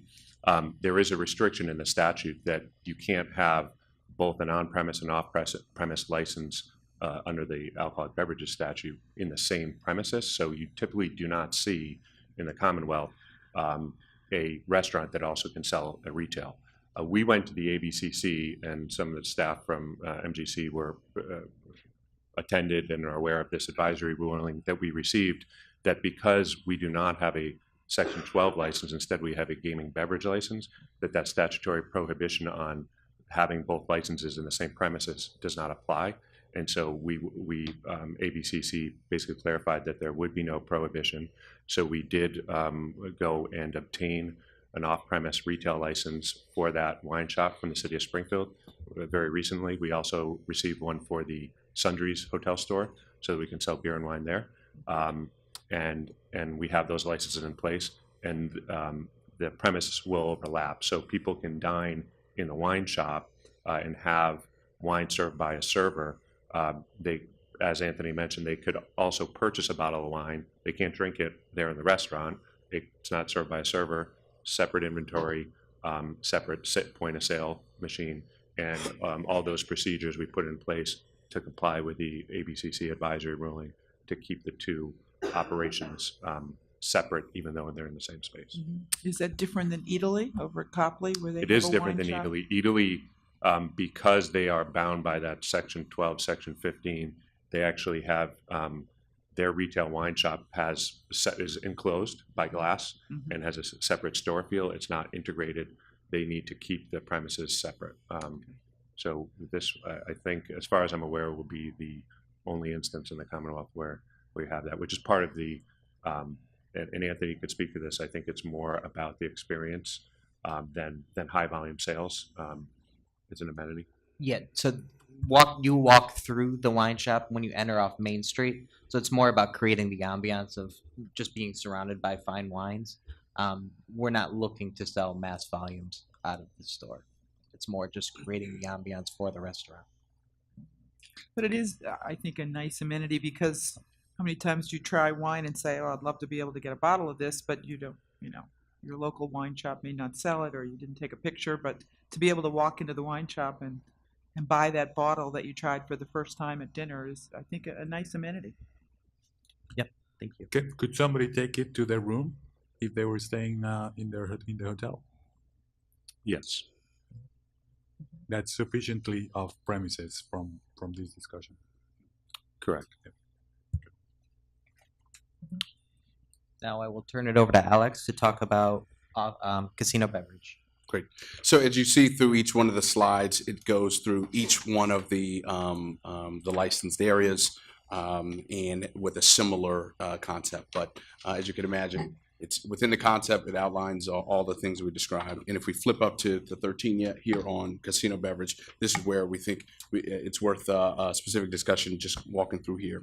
So I think it's important to start with that we've put in place a program that conforms with the language that was constituted by the legislature of allowing alcohol service for guests who are actively gaming. And so as we walk through this page, this is a map that you're familiar with from previous meetings that outline the gaming area. And the broad stroke here is that for customers who are gaming on the floor, whether you're at a table game or you're sitting at a slot machine, service would continue for those guests no different than before the 2 a.m. Time frame. The big headline, though, I think for the general public as well as for us, is that all front-facing bars close at 2 a.m.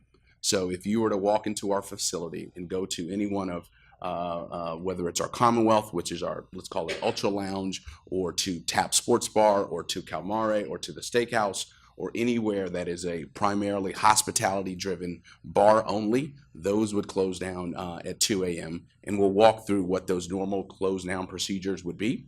And so this is really for that incremental 2 hours for those gaming customers on the floor.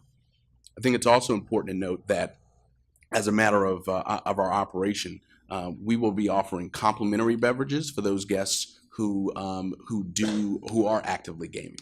So in that 2 to 4 a.m., it's not our business model to drive cash business for those guests who are actively gaming. So really, this alcohol services is an amenity to those who are performing our primary a business on the gaming side. And so I think it's just important that there's not the profit motive of selling alcohol post that 2 a.m. time frame. And so to that end, this again just outlines the capacity. There's from a storage and security standpoint, it's very consistent with the other areas. But the next page just walks through just to give you a sense of what the traditional kind of casino beverage experience is like. So a player sits down at a slot machine or sitting at a table, and if it's in the case of a slot machine, hopefully they're inserting their M-Life card. They start the game of play, and we have cocktail servers, men and women, who will be throughout the casino floor roving, asking customers if they would like a beverage. Most of these beverages that are served on the casino floor are actually coffee, tea, and water. There are some customers who then would like an alcoholic beverage. If you'd like what we call the rail or basic, they'll be provided that. The beverage server goes to a designated service area, which we can indicate on the map. And they'll go to what you see below here is what is called a smart bar. So they place the cup below a dispenser, and you're automatically, if you said, I would like a vodka tonic, you place that order onto the machine.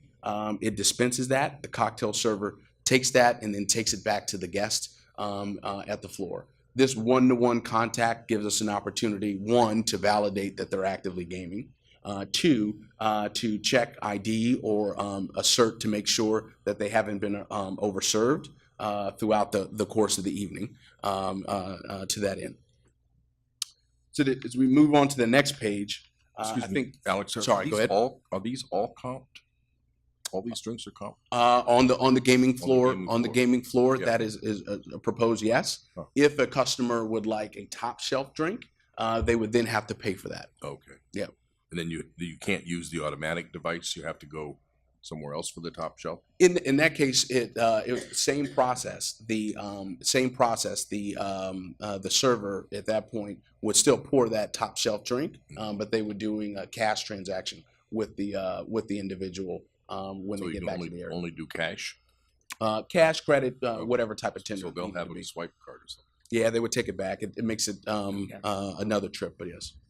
27. So the next page here on 15, if we maybe go back just a second, I think it's just important to note some of the key elements. And again, alcohol services for actively gaming guests only between this 2 to 4 a.m. as is consistent with the legislation that was approved. And then all front-facing bars will be closed. I think this is a very important distinction as we met with our local authorities, is making sure we stress that point. Alcoholic beverage will be served by casino cocktails or servers only between this 2 to 4 a.m. time period. The only exception is within our high limit area. We will have we would propose to have a bartender there. There are 6 video poker units that are at that bar, and they would primarily be serving those customers who are at that high limit bar, but they also serve in that area. That is actual what we call free pour area, where the actual bartender is pouring the drink, as opposed to the easy bar, which you saw on the previous page. Alex, just to that point, is that, so if between the 2 and 4 a.m., if a customer wanted a premium drink, is that where they'd get it, from that bartender? In the That is- high limit that is area, correct. that is correct. That is correct. So a liquor sweep, which we'll describe, Anthony will describe, our closeout procedures that lead up to 2 a.m., which would mirror those for 4 a.m. And then all alcohol will be secured prior to 2 a.m. in all restaurants and bars, except where casino service alcohol would then be secured prior to 2 a.m. Do you, I assume there'll be an effective communication plan around this? Just a point in the Plain Ridge opening, the local police chief surrounding had a real issue with the different time frame.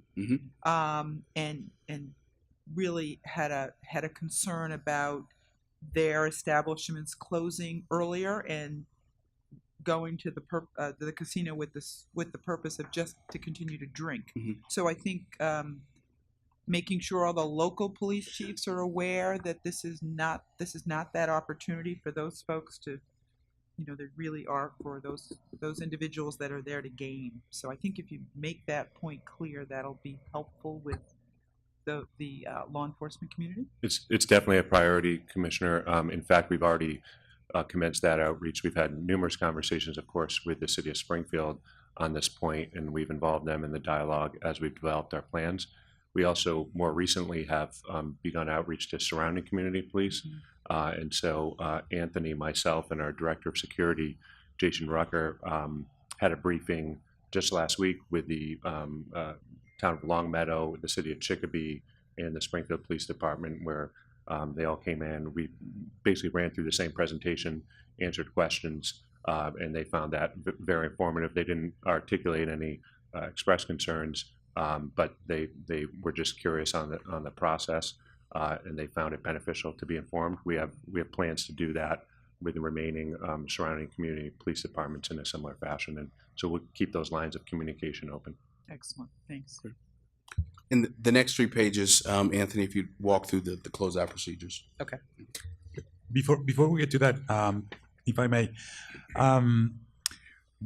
the notion of actively gaming, it has, it occurs to me, somewhat of a judgment call. I can imagine somebody going with a spouse, and somebody's gaming at different rates, or somebody's done perhaps for the evening, but their spouse is still there.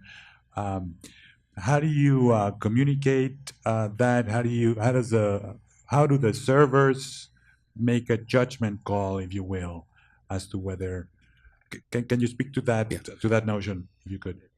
Yeah, go ahead. I'll hop in. So our servers are trained to do a 20-minute round time. So by the time they take their order to the time they come back, it's around a 20-minute time frame.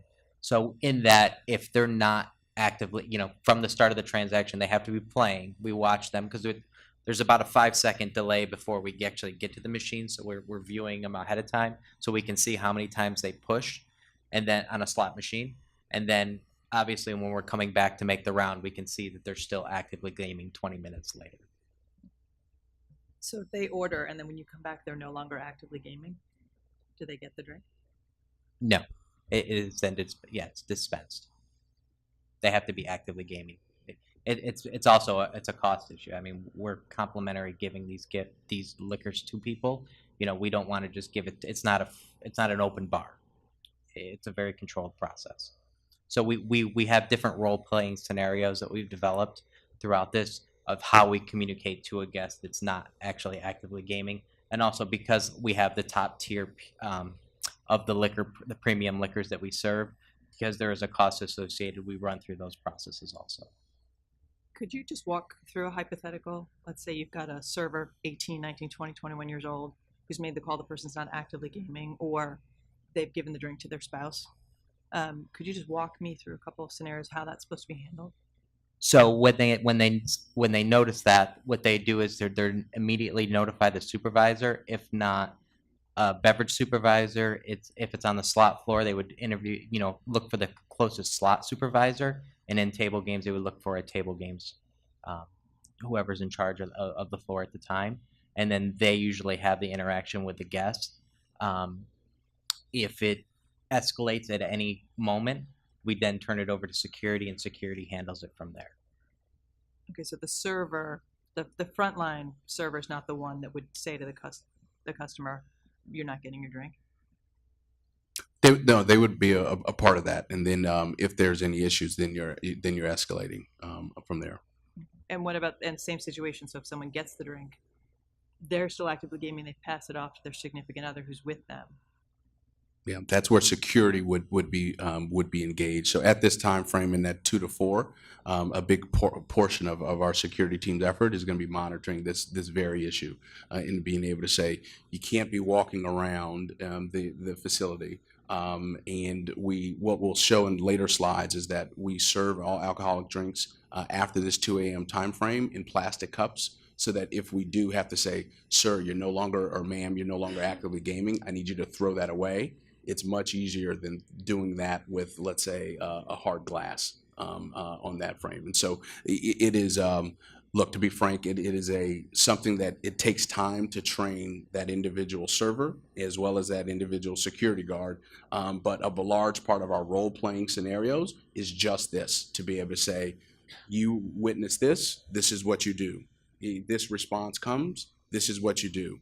If they they berate you, get loud, that's when you immediately contact your supervisor and contact security to be able to adjudicate that process kind of at the machine.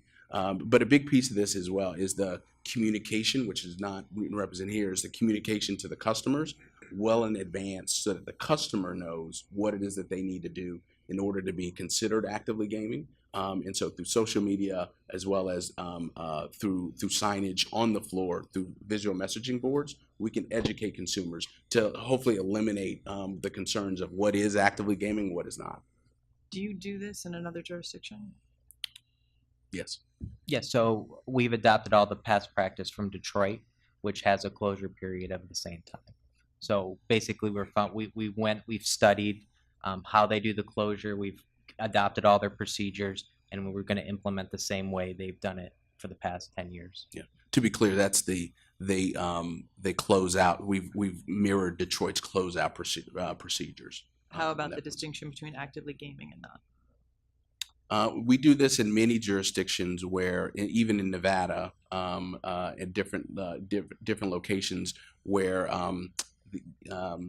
at, let's say, local bars, for instance, you have someone who is in a tavern.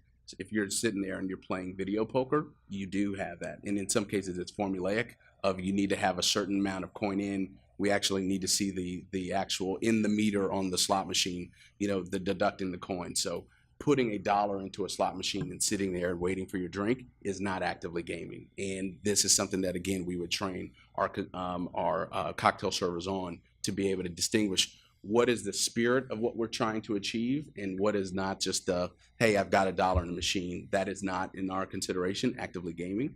And so there's gray, but not over long periods of time, but we've got training at a very situational perspective to be able to work through these issues.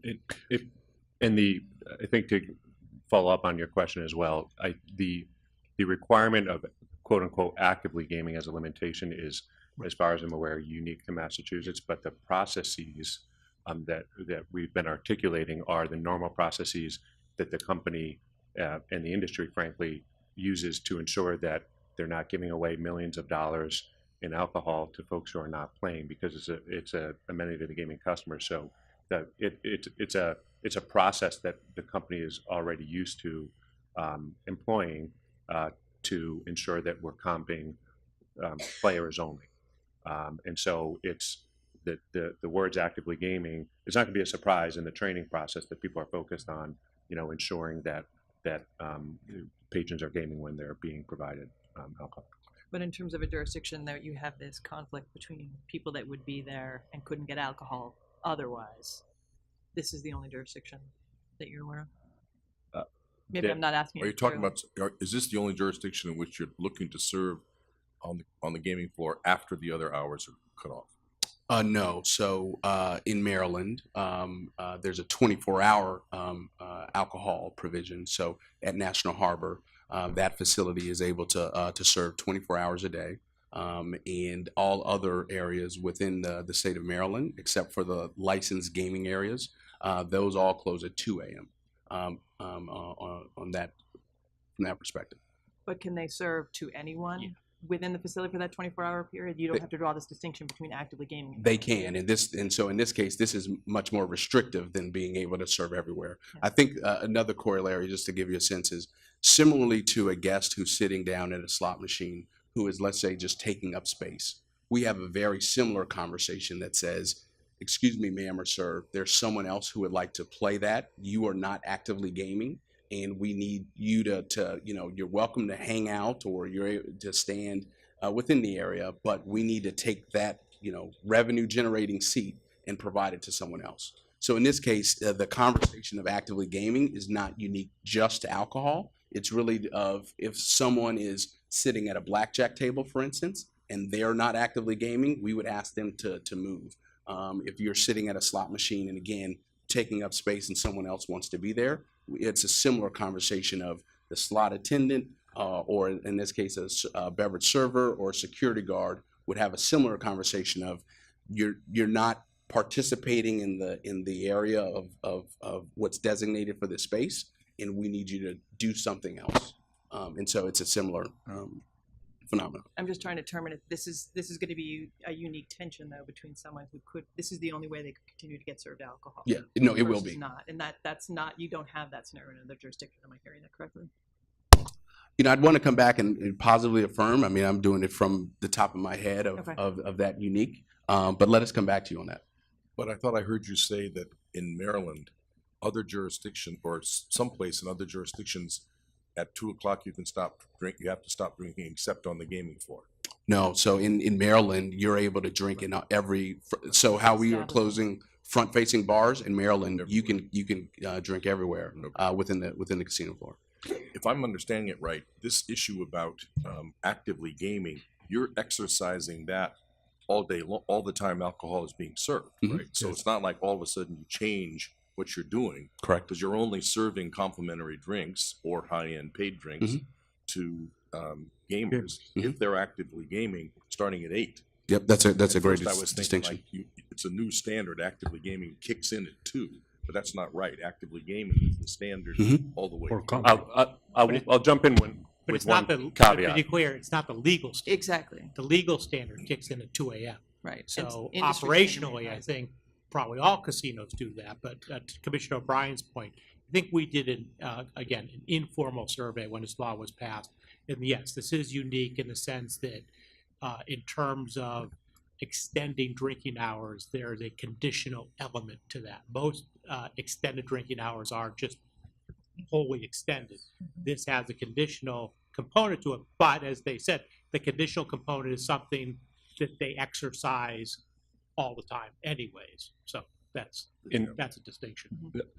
Thank you, Ed, and I agree with that. I just want to clarify one piece that I think the standard, it'll be a slightly heightened legal standard after 2 a.m. So we, as a matter of business practice, only comp drinks to folks who are gaming.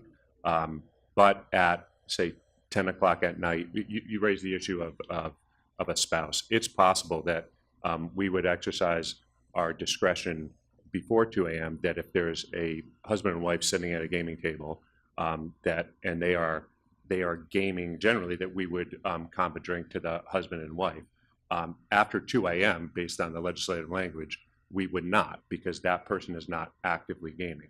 So we're used to the process of identifying who is participating in gaming, and it's a very similar standard, but it would be a heightened standard past the 2 a.m. Does that make sense? Thank you. And just to add on, I think this is the language is really a very good happy medium where there's a strict, you could say strict no alcohol served after 2. In other jurisdictions, it's much more liberal where you can serve everywhere.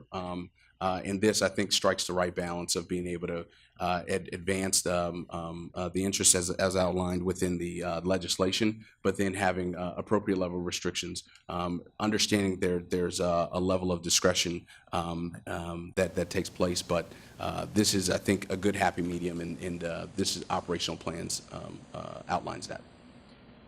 Alex, to the degree you can, what was your experience in Baltimore? And obviously, different operator, different procedures, but you know, I somewhat look at the Baltimore facility being somewhat similar to Springfield, just in terms of proximity to downtown, and you know, we're worried about people piling out of the bars and obviously walking over to your location.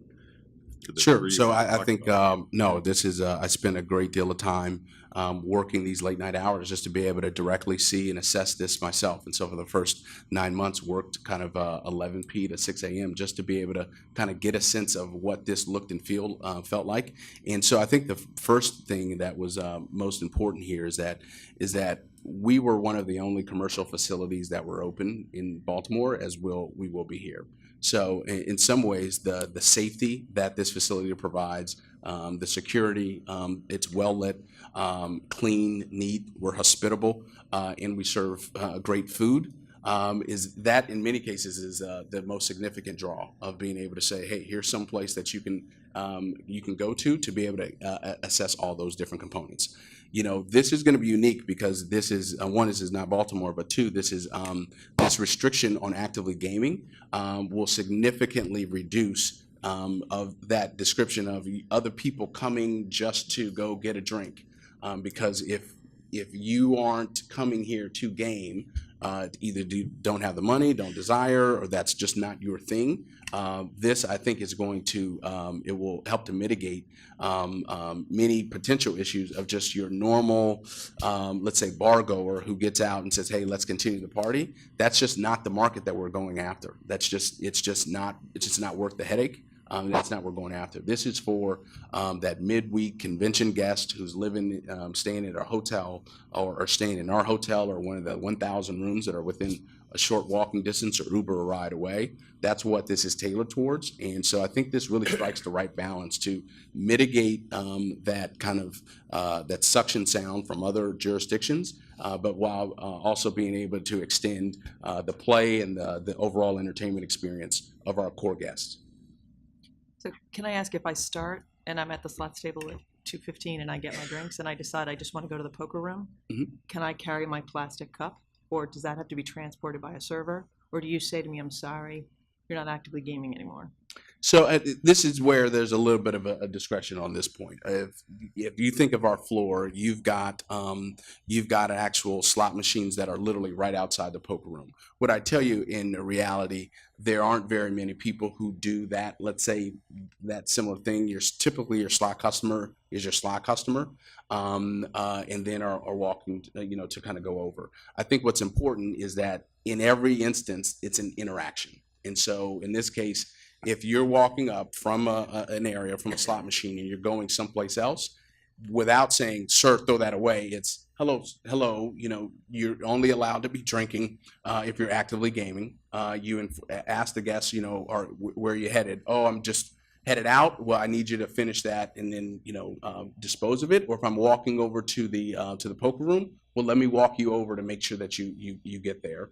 If they sit down at a table and they have been waiting on a list, for instance, we would allow them to kind of go do that. But I think there are these, people aren't widgets, and it's an entertainment experience. But I think what's important is that our team is trained on these operational scenarios in order to be able to adjust accordingly.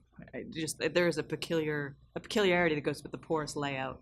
Yeah. That I think is raising other challenges to this as well. No, absolutely. So just to that end, you're playing one slot machine, and your luck one's round. You want to go a different one. That is considered actively gaming, and you're getting to the next destination. But hanging out in the hallways and just in the general areas, that is something that's not, and it's pretty distinct.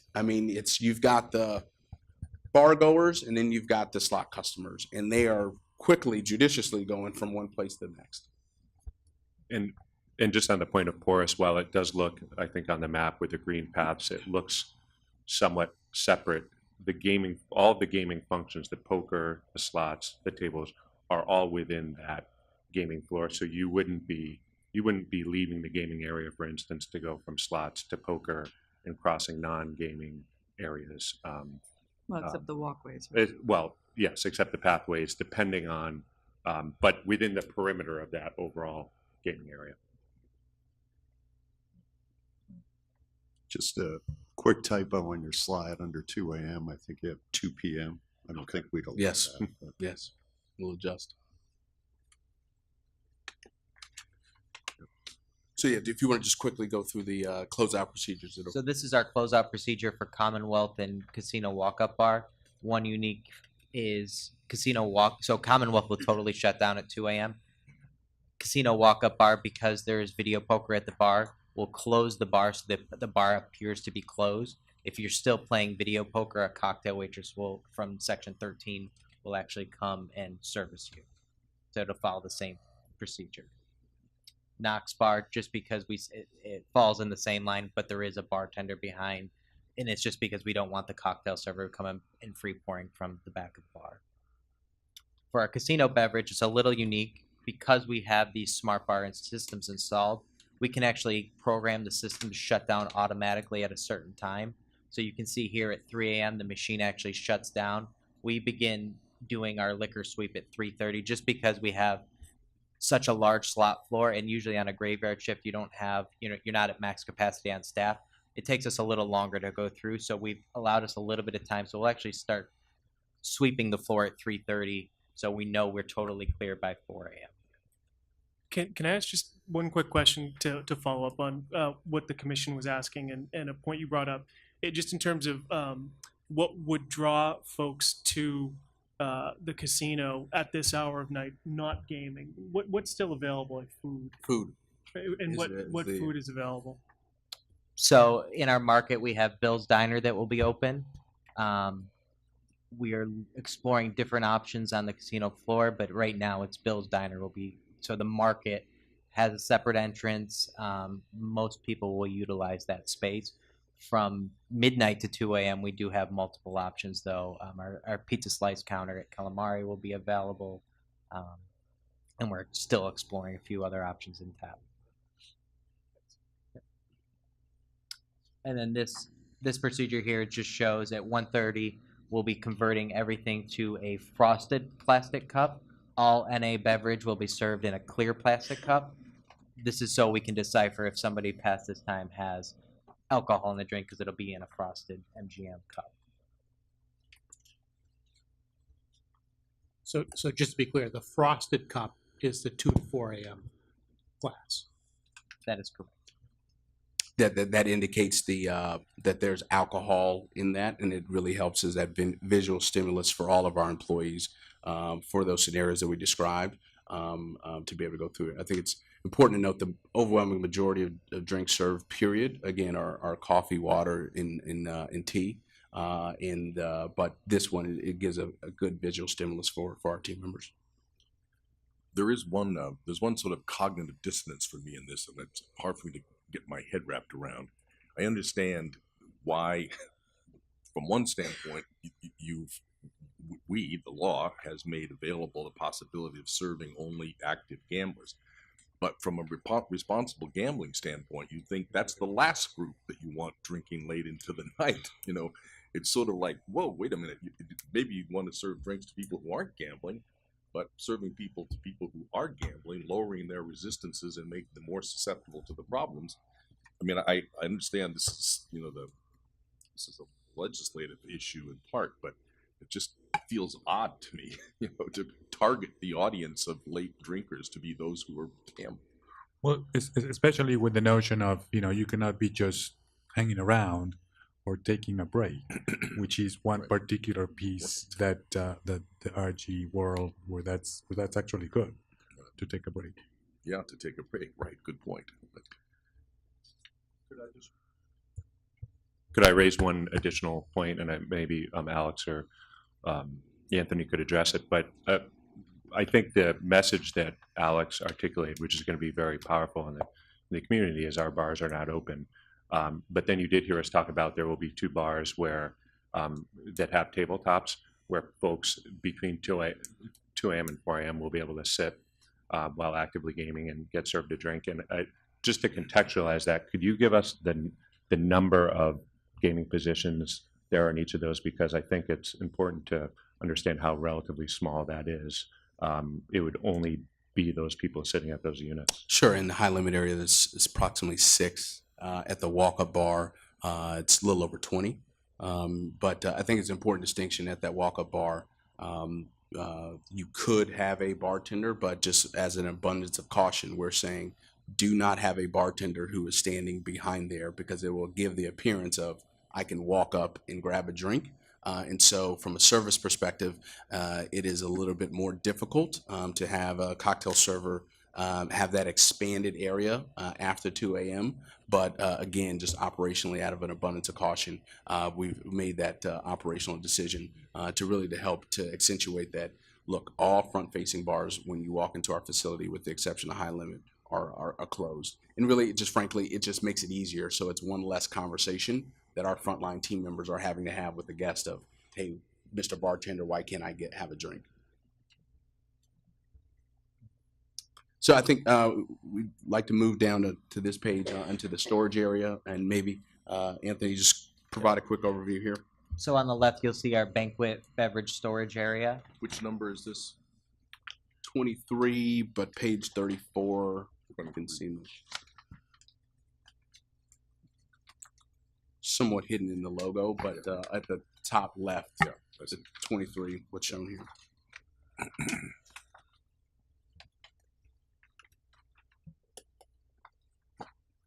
So all our liquor is stored in these rooms. Our beer is all stored in these rooms. This is the only storage area we have on site, other than what product is in at each bar. So our liquor dispensing room, it's an easy bar system. Everything gets dispensed at 7/8 of an ounce. It all comes out of this room. It's heavily surveilled.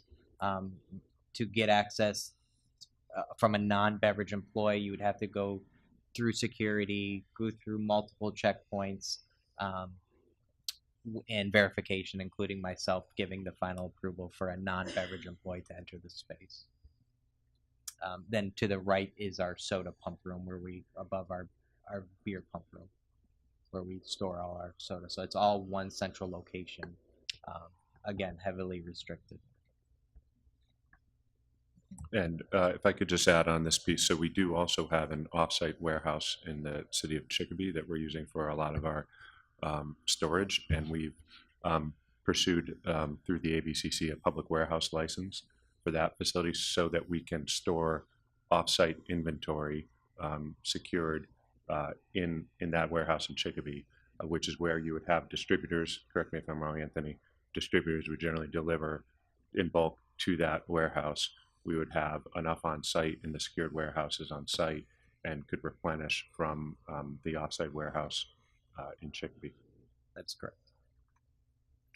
On the next page, just a quick point out just on our bottle service. So Anthony described this, but again, in our hospitality venues, this is a picture of the locked cabinet that would restrict customers from being able to pour their own bottle of vodka.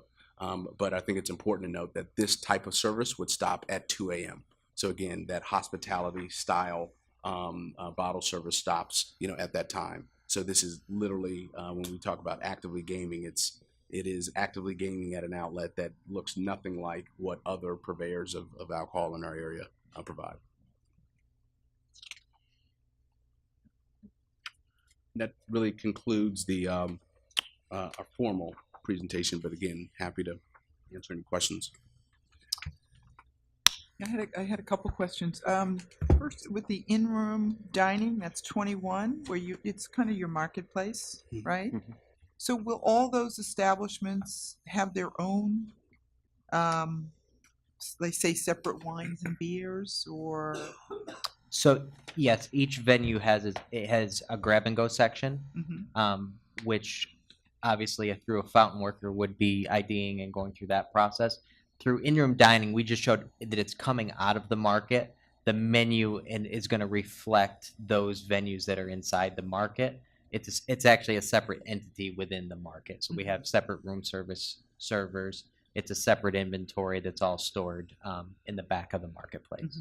But you could walk in and say you like the certain wine that they have at the grill, at the Hearth Grill.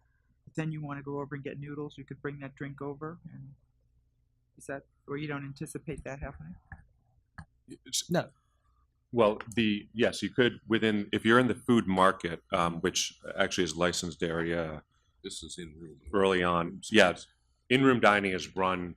I'm just looking at the picture, I understand. Okay. Yeah. But I'm looking at the picture on the, of all your setup for that whole concept, right? A food, I don't want to call it a court, but it's a market.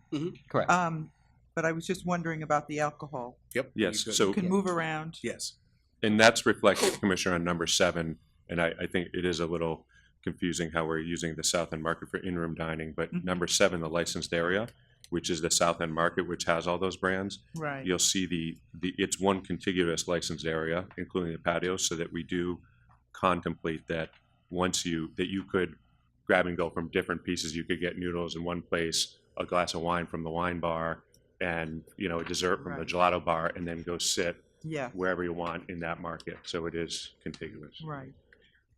And the other question I had was, I was surprised to see the alcohol you're applying for license in the retail area, the Indian motorcycle as well as the Kringle Candle. But I think I understand that those are the special events. So Correct. you need the license, but you wouldn't typically be going in there to get a beer, right? Correct. Yeah, and that's as we challenge our sales team to try to sell every square inch of our facility. If someone came in and said, we love the Indian motorcycle brand and we'd want to hold some type of event there, just being expansive to understand that may or may not happen, or even on grand opening, for instance, is that may be an opportunity of a separate location. But you're correct.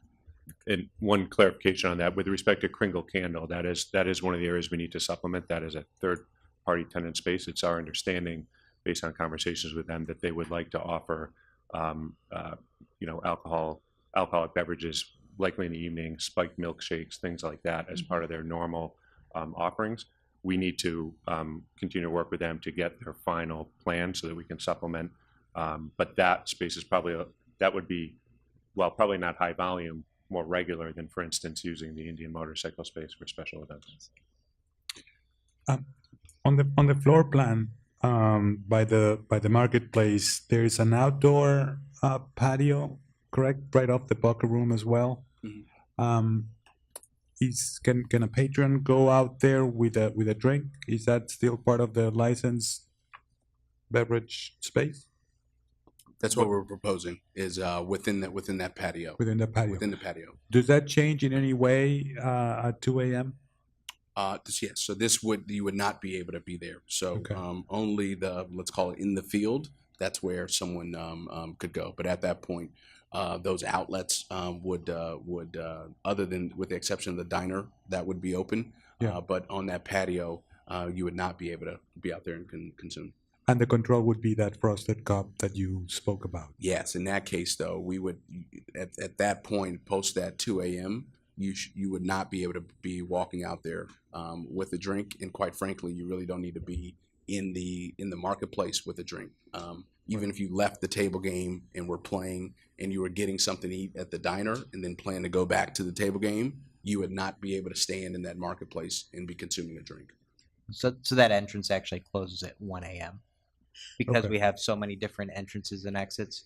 We actually close this space at 11 p.m. Or I'm sorry, The 1 marketplace entrance, but not the patio, right? You could still come out of the poker room and grab a smoke essentially Mhm. and go from back separate, in. Yeah. That's the space that I was wondering. Oh, the smoking patio. The smoking patio. Oh, let's see. Well, this patio shown here, to Anthony's point, that we propose of closing that, let's say at 1 a.m. So someone could not walk into the building at that location at 1. The people could use it as a matter of egress to get out. But on the smoking patio, let's say of poker, let's say they were playing poker and then wanted to go out and grab a smoke, they could not take that drink out while they were having a smoke. It's when you're at the poker table playing, engaged in the game, you can do that. But if you're going to go take a break, take a smoke break, but your drink's got to stay in your location where you're actively gaming. Okay.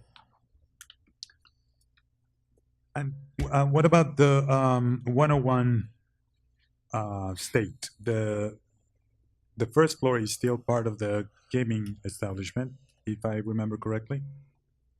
No. Yet, First no, floor of, first floor currently is, correct. Uh, of 101? Yes. Okay, excuse me. Not gaming area, gaming establishment. Gaming establishment. Anything there planned for? To be determined, we need to supplement, same situation with the Dave's Retail Corner. Yep. We don't know the programming yet, but to the extent that it's a food and beverage outlet that would want the opportunity, we'd come back and I think amend our application to look to add another licensed area. I think it's same as once we determine programming and feature programming in either of those spaces, we would need to provide similar level of detail that we're providing on these licensed areas and amend the license. Okay. Thank you. I had some concerns about the item 18, which are the food trucks. I'm assuming the food trucks are not operated by MGM. You were inviting. No, Food- these actually are internal food trucks. They're internal food Yes. trucks. Oh, wow. I'll probably wait and see kind of what the outdoor plan is, because we're obviously concerned about the outdoor beverage consumption, having somebody walk up, get a bottle of beer at lunch, and then disappear down the street, I think is reflective of our overall concerns of licensing the outdoor areas. So if there's the opportunity and the supplemental information you're going to provide about the outdoor space, having a little more background on that about the food trucks would be great. No, and that's a big part of what we want to come back to you with, get those concerns. I think we'll also be able to outline a couple of the other areas, let's say within Springfield or other areas where there is that outdoor consumption experience, whether it's at a festival or some of the things that are occurring in downtown Springfield already. But we'll come back to that with a full presentation. Yeah, I like the whole activation of the plaza to begin with, but I know it comes with the notion of having to look at that plan. Yep. So I think the plan is, commissioners, to put this portion, the 2 to 4 a.m. Portion of the license and the presentation out for public comment, and staff is already have meetings set up for next week with MGM and hopefully Springfield to sit down and talk about the outdoor activation, with the goal of coming back on that issue the first meeting in June, with and then maybe if that issue needs to be put out for public comment, putting it out for public comment, and then wrapping this whole thing up the second meeting of June, which is June 21st. So the commission then hopefully would have in front of it both the underlying license, the 2 to 4 a.m. license, the outdoor activation, and all public comments associated with those issues for the second meeting in June. Is that correct, Director Conley? That's correct. Anybody else for Director Connolly or MGM? All right, thanks very much. Thank you. Thank you. Thank you, Commissioner. It's now 12:20. We do have another group, item number 6, that have been waiting here. I kind of hate to make them wait. Is Yeah. everybody okay? with- Yeah. Yeah. We'll do item number 6, and then we'll take a lunch break after that. So let's take a very brief break while Director Griffin gets her group set up. All right, we are now reconvening public meeting 243 at about 12:30, and we are to item number 6, workforce supplier and diversity development. Jill Griffin, Director. Good afternoon, Commissioners, Good Chairman. afternoon. And Marie, how are you? Nice to see Joan, you. Joan Abbott. Oh, I'm sorry. Yeah, right. So you have been getting to know our grantees. As you remember, we released an RFP in March looking, and this is the expanding economic access in the Commonwealth's new casino industry. We were looking for both workforce and supplier diversity proposals to better connect people to the opportunities in the gaming industry. And today I have 2 groups that wanted to update you on their plans for the new grant. And the first is Best Hospitality Training. And to my far right is Joan Abbott, Assistant Director of Best Hospitality Training. Unfortunately, Marie Downey was not able to join us. Something has come up. And to my immediate right is Edith Quijada, who is an English student at the Best Hospitality Training. So I'm going to turn this over to Joan now. Turn on your mic, just, you. Thanks. Good morning. Good afternoon. Good afternoon. Thank you for having us. I am the Assistant Director at Best Hospitality Training. And what we do is we combine job seeker pre-employment training and incumbent worker training to move people into well-paying hospitality jobs. We partner with Unite Here, Local 26, over 40 socially responsible hospitality employers, and city, state, and private funders to move people into hospitality jobs with family-sustaining wages and low-cost comprehensive benefits. That's what we care about. That's why we're excited about this project, because we know that the Encore jobs will be quality hospitality jobs. Our Introduction to Hospitality training program is the first national DOL registered housekeeping pre-apprenticeship program. Our graduates enter the apprenticeship phase once they're placed in housekeeping positions at a partner hotel. As Local 26 members, graduates and their adult dependents continue to take classes at Best as part of their education benefits. So Edith's husband works at a Local 26 hotel, and as part of the family benefit plan, she can take classes with us. So we're excited to work with the Mass Gaming Commission to expand access to Massachusetts residents in the new casino industry. Our work focuses on 3 areas: promoting good quality jobs, removing barriers to the hospitality industry, and collaborating with stakeholders to enable access to these careers. So specifically, through this partnership, we will develop a marketing strategy to promote these jobs as quality jobs. Particularly housekeeping has a bit of an image problem, I think, in Boston, but we're working on that. These are good jobs. 2, we are going to plan a strategy to increase the number of people who come to our info sessions. We hold those once a week, and the more we get the word out, we expect to see more people and more diverse people. We want to remove roadblocks for the unemployed and the underemployed. We have a full-time staff person who does referrals. We partner with a lot of other agencies that help people get to where they need to be in order to get these good jobs. We have an 8-level English for Hospitality curriculum. So that's really, it's ESL with a focus on hospitality language. And we've developed that over the last 12 years, and we are willing to share that as part of this partnership. We'd like to pilot it at another English program. We have a wonderful model hotel guest room in Dudley Square as part of our job seeker training. If you haven't seen it, come visit. We are maxed out in that location. I know there's going to be a lot of people who need to be training for hospitality jobs. Encore Boston Harbor has already said we're happy to outfit a room for you. As part of this partnership, we're looking for a site. We'd like to find some place where we could have another training room for our housekeeping students. We're active members of the Job Training Alliance. We'll continue with that.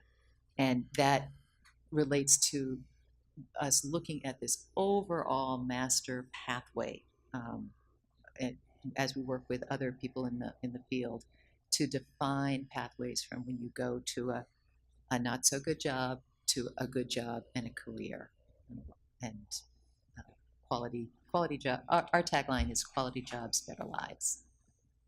So that's kind of a little bit about what we do. Great. You want to Edith? Sure. So I'm going to turn the mic over to Edith Quijada, who will introduce herself and say a few words. Good afternoon. My name is Edith. I'm from El Salvador. I have been studying English at BEST since 2015, and I live in Everett, the city where the casinos are being built. And You live in Everett?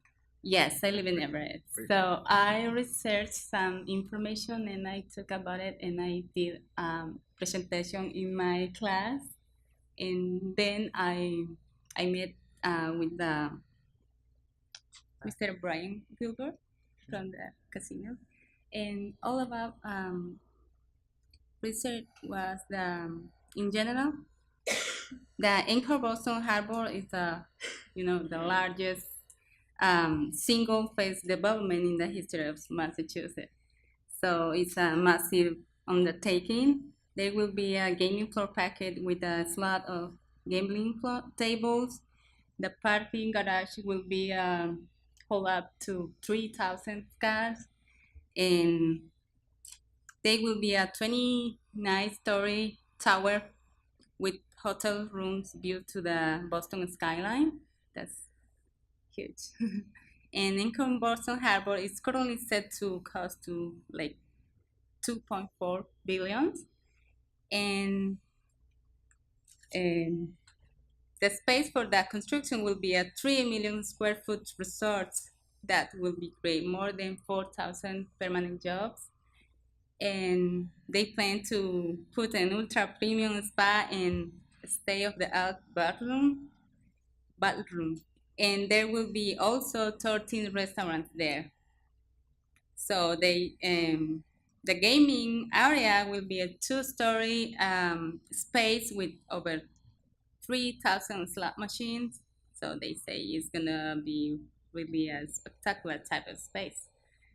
So the opening is set for June 2019, and I hope the residents of Everett have better jobs there. And I have my son for 21 years old, so I would like to him to get a job there. You have a 21-year-old son? Yes. Oh, you really don't look it. Yeah, so thank you for listening to me, please. And ready? Did you do that research in order to better prepare yourself for a job? Well, what I did this is because I live in Everett. So I think that was a good idea to share with my classmates. And I see. Yeah. Our English students are asked at the end of every cycle to do an oral presentation. We work very closely with the hotel employers, and many years ago they said, you know, our housekeepers are shy about speaking to guests. Could you ask the students, could you require the students to do an oral presentation? So we've done that every cycle. And I happened to catch Edith, who was speaking in front of all of our students at the end of the cycle. She chose to do her research and presentation on the casino because she lives in Everett and is very interested. Turns out Encore Boston Harbor is in the floor, 2 floors below, in the building 2 floors below us. And Bob DeCenzio and Brian Gilbrandt we were giving them a tour. I saw Edith, was that in January? Yeah. I saw her in the classroom and I said, Edith, could you come out and could you tell these gentlemen a little bit about your presentation? She didn't realize who they were. And she did this by heart, just spilled it out. Brian gave her his business card, and we've since said very, you know, we have a good relationship with him. What kind of a job will you be applying for at Encore Boston Harbor? Well, I already took the banquet certificate. Oh, you did? Yeah, but they say they need people with experience on that. So I don't know. Something good. Right. Great. This was another piece of her husband's education benefits. Is she recently took the on-call banquet server class. So that's about 90 hours. She got Serve Safe certified. Tips. She got Tips certified. She served at a mock banquet simulation. We worked one-on-one with an ergonomics instructor that we have who teaches them how to carry the trays. So she's added to her skill set.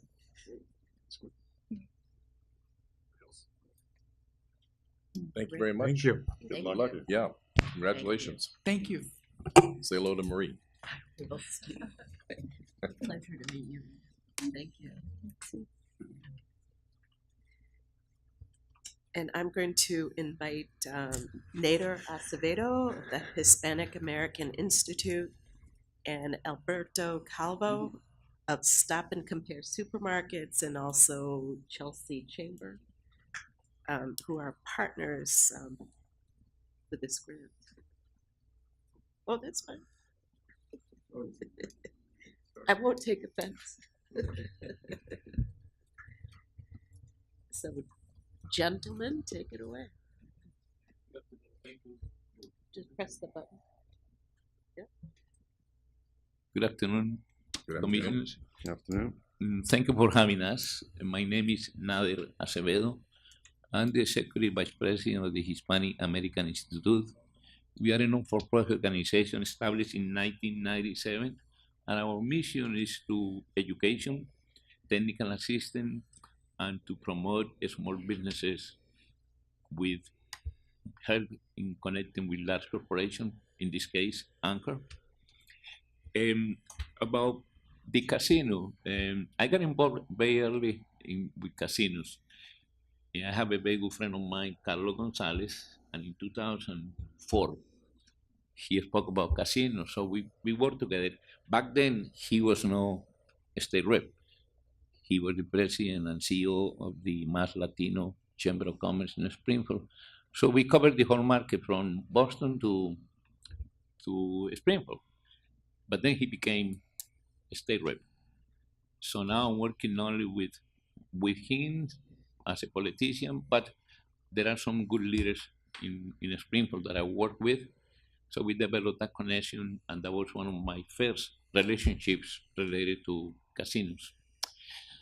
Then after, what happens, all the hearings that we went through, and now I work very closely with Anchor and with Jill and the Mass Gaming Commission.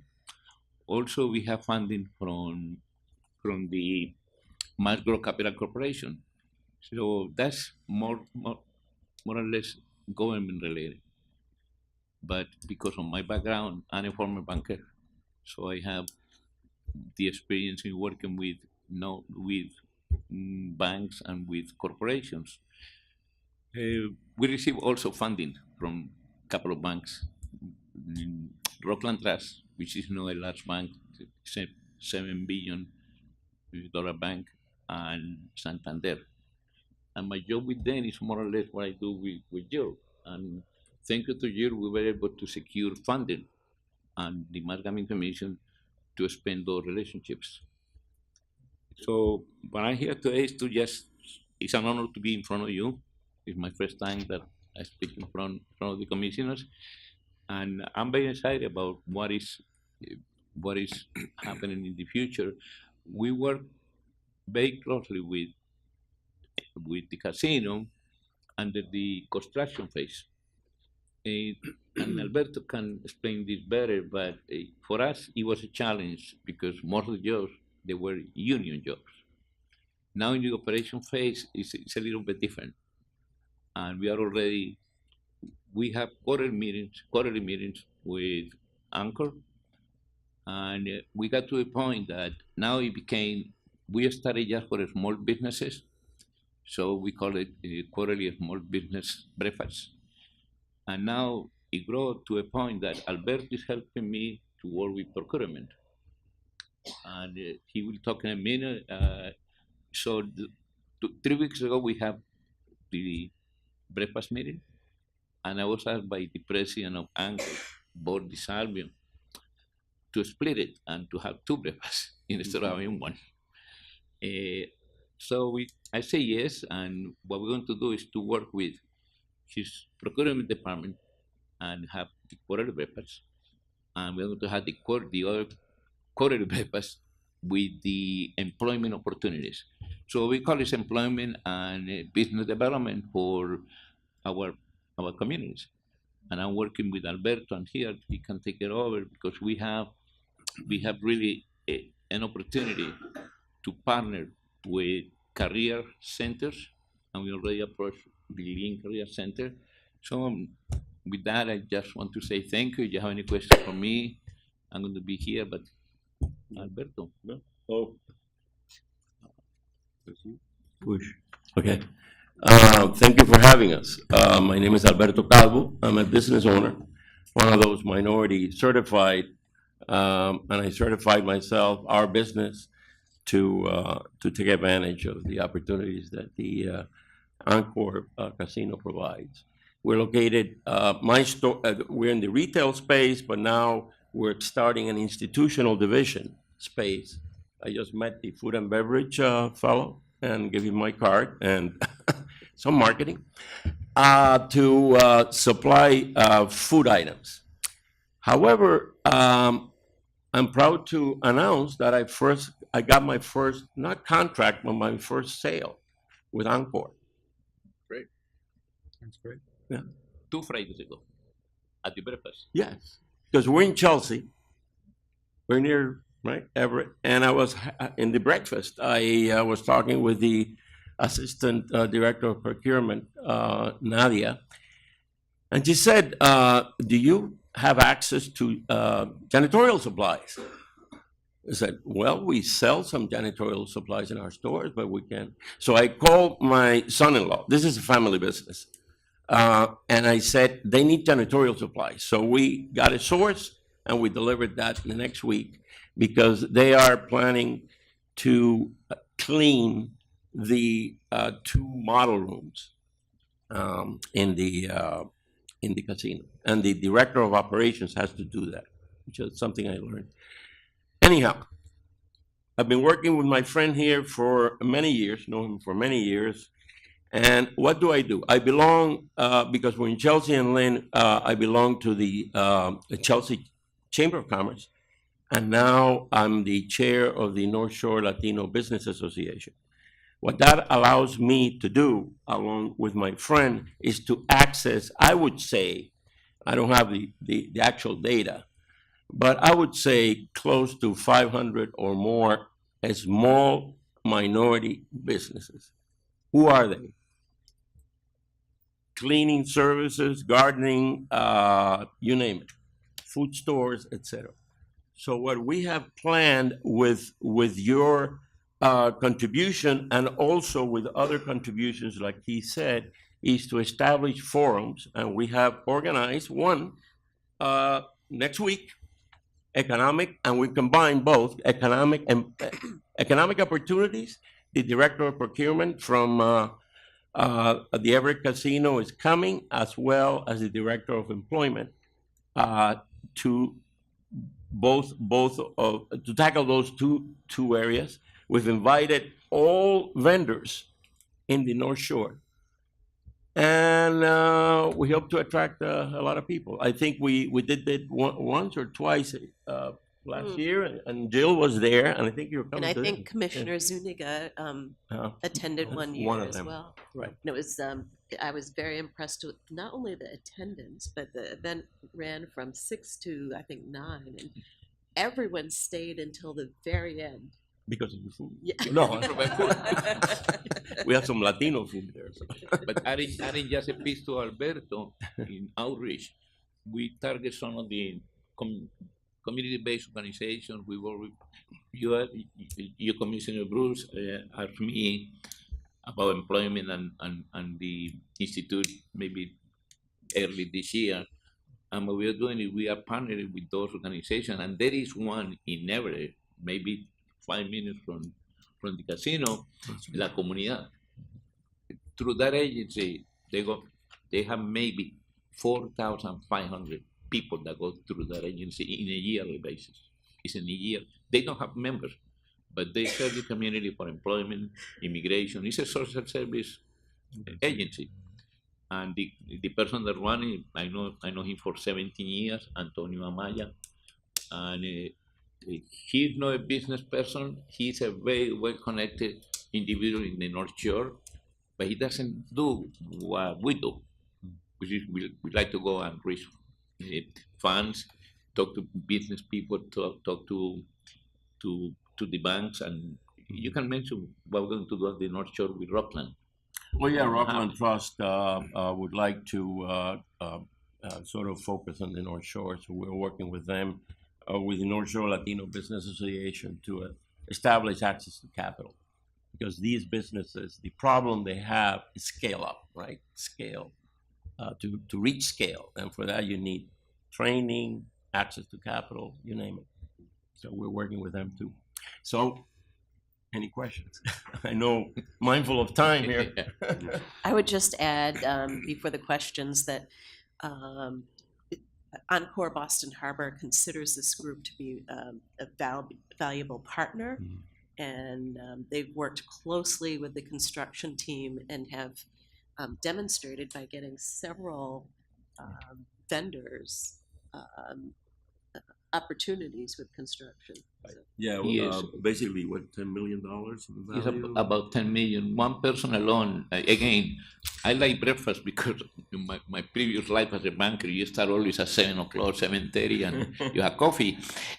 On the very first breakfast here in one commercial place, when the officers were here in Boston, we had the first breakfast. And a friend of mine who used to be a customer went to the breakfast, and they talk about, we were very, very early. I don't think that they didn't have the ownership of the land. And they talk about cleaning the site.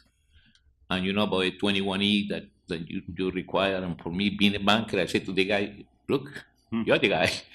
I used to provide financial to him in big amounts, I mean, millions. And we are talking maybe 15 years ago. So the guy made the connection, and he was hired to clean the site. The first contract, $5 million. And the second one, I think, was $2 million. So one person alone got about 7 million. I think that you know who we are talking, Charlie Environmental, Robert Del Wasn't Home. one of the first contracts. Charter. His new slogan now is, I was the first boot on the ground. Great, that sounds. No, thank you Thank you very much Yeah. for. Can I, Anyway. can I just say one thing? And, you know, we've had conversations with Nader and Alberto before, and they've been indeed great partners in this effort to spread the word and talk to your membership and network and about the opportunities. The one thing that I've always thought of are barriers that we either have to deal with or have created, and how to communicate that. And I would look forward for you to bring back any kind of feedback. We recently spoke about something that will be now part of the operations phase. Some of these, depending on the business level, some of these vendors will have to be licensed by the commission, and that to some at first might be daunting. We don't believe that it should, but when you talk about technical assistance, feedback, etc. The construction story is great, but I don't believe charter had to be licensed. Going forward in the operations, they will be, and that's an important thing for us to at least for me to always know that there's no barriers out there, artificial or otherwise, or perception. Right.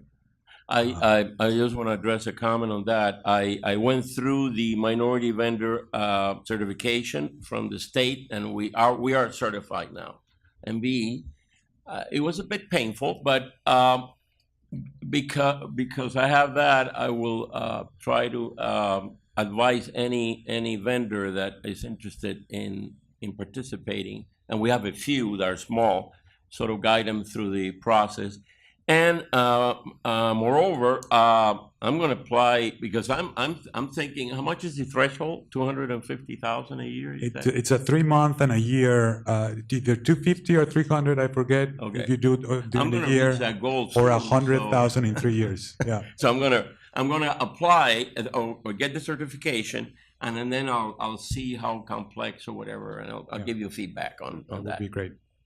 I would also just acknowledge Nader and Alberto's great work. You know, you guys are in the greater Boston area, but you've really stepped up in terms of trying to work with a new group of leaders out in Springfield to Very support important. and encourage the minority business community out in the Springfield area. So you've made the trek several times, and Mass Pike. it's greatly appreciated. And also on that, we're having organizing an event, right? With this is the Minority Business Alliance, newly formed, John Perez and Samali. In September. Hogan. In September. They've already approached us to see if we can organize a procurement technical assistance 1-day workshop. So that's great. And closing on my part, I want to say thank you to you and the commission as well, because the funding that we received from you 3 years ago, and luckily we got more funding the following years, it helped us to leverage not only the relationships, but like Rockland Trust came to us because we were providing the technical assistance, and they saw the need for capital in the North Shore. So thank you very much. Great. thank you. Thank Thank you, you, the commission. Thank you. Thank you. Great. Thank you very much.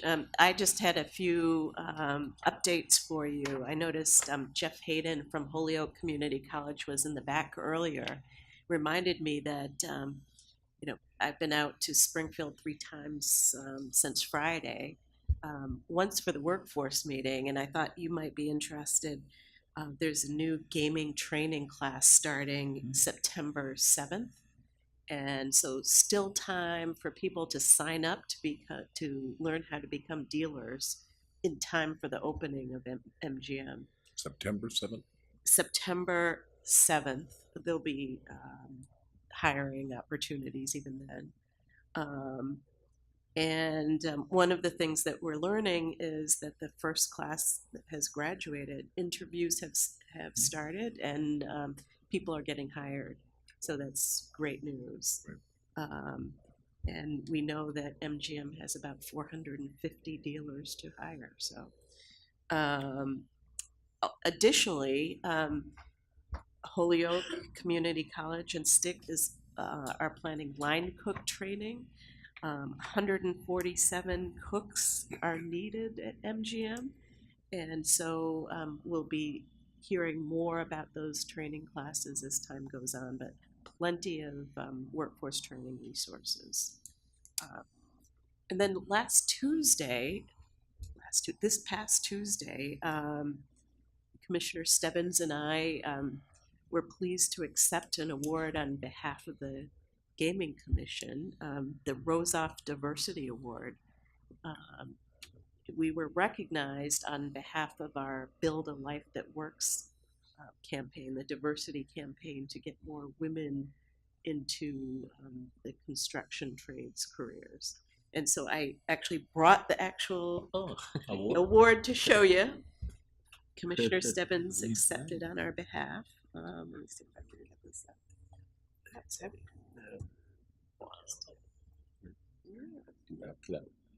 And we were actually, there were only 2 companies out of more than 30 that were nominated. So only 2 companies won, so quite an honor. Great. All right, is that it for you? Okay, that's it for me, thank you. Great. Thank you all very much. Thank you. Thank you. Should we come back in about 1:30, a few minutes after maybe? 1:35? Yeah, is that all right? All right, we are adjourned temporarily.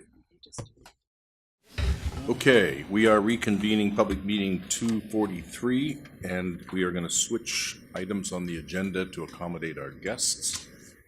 Item number 9, the Racing Division, Director Lightbound. So, good afternoon, Commissioners. The first item on the agenda today is the Suffolk Downs request for their key operating personnel and racing officials. This list of officials and operating personnel is all very familiar with us. They've been with Suffolk before.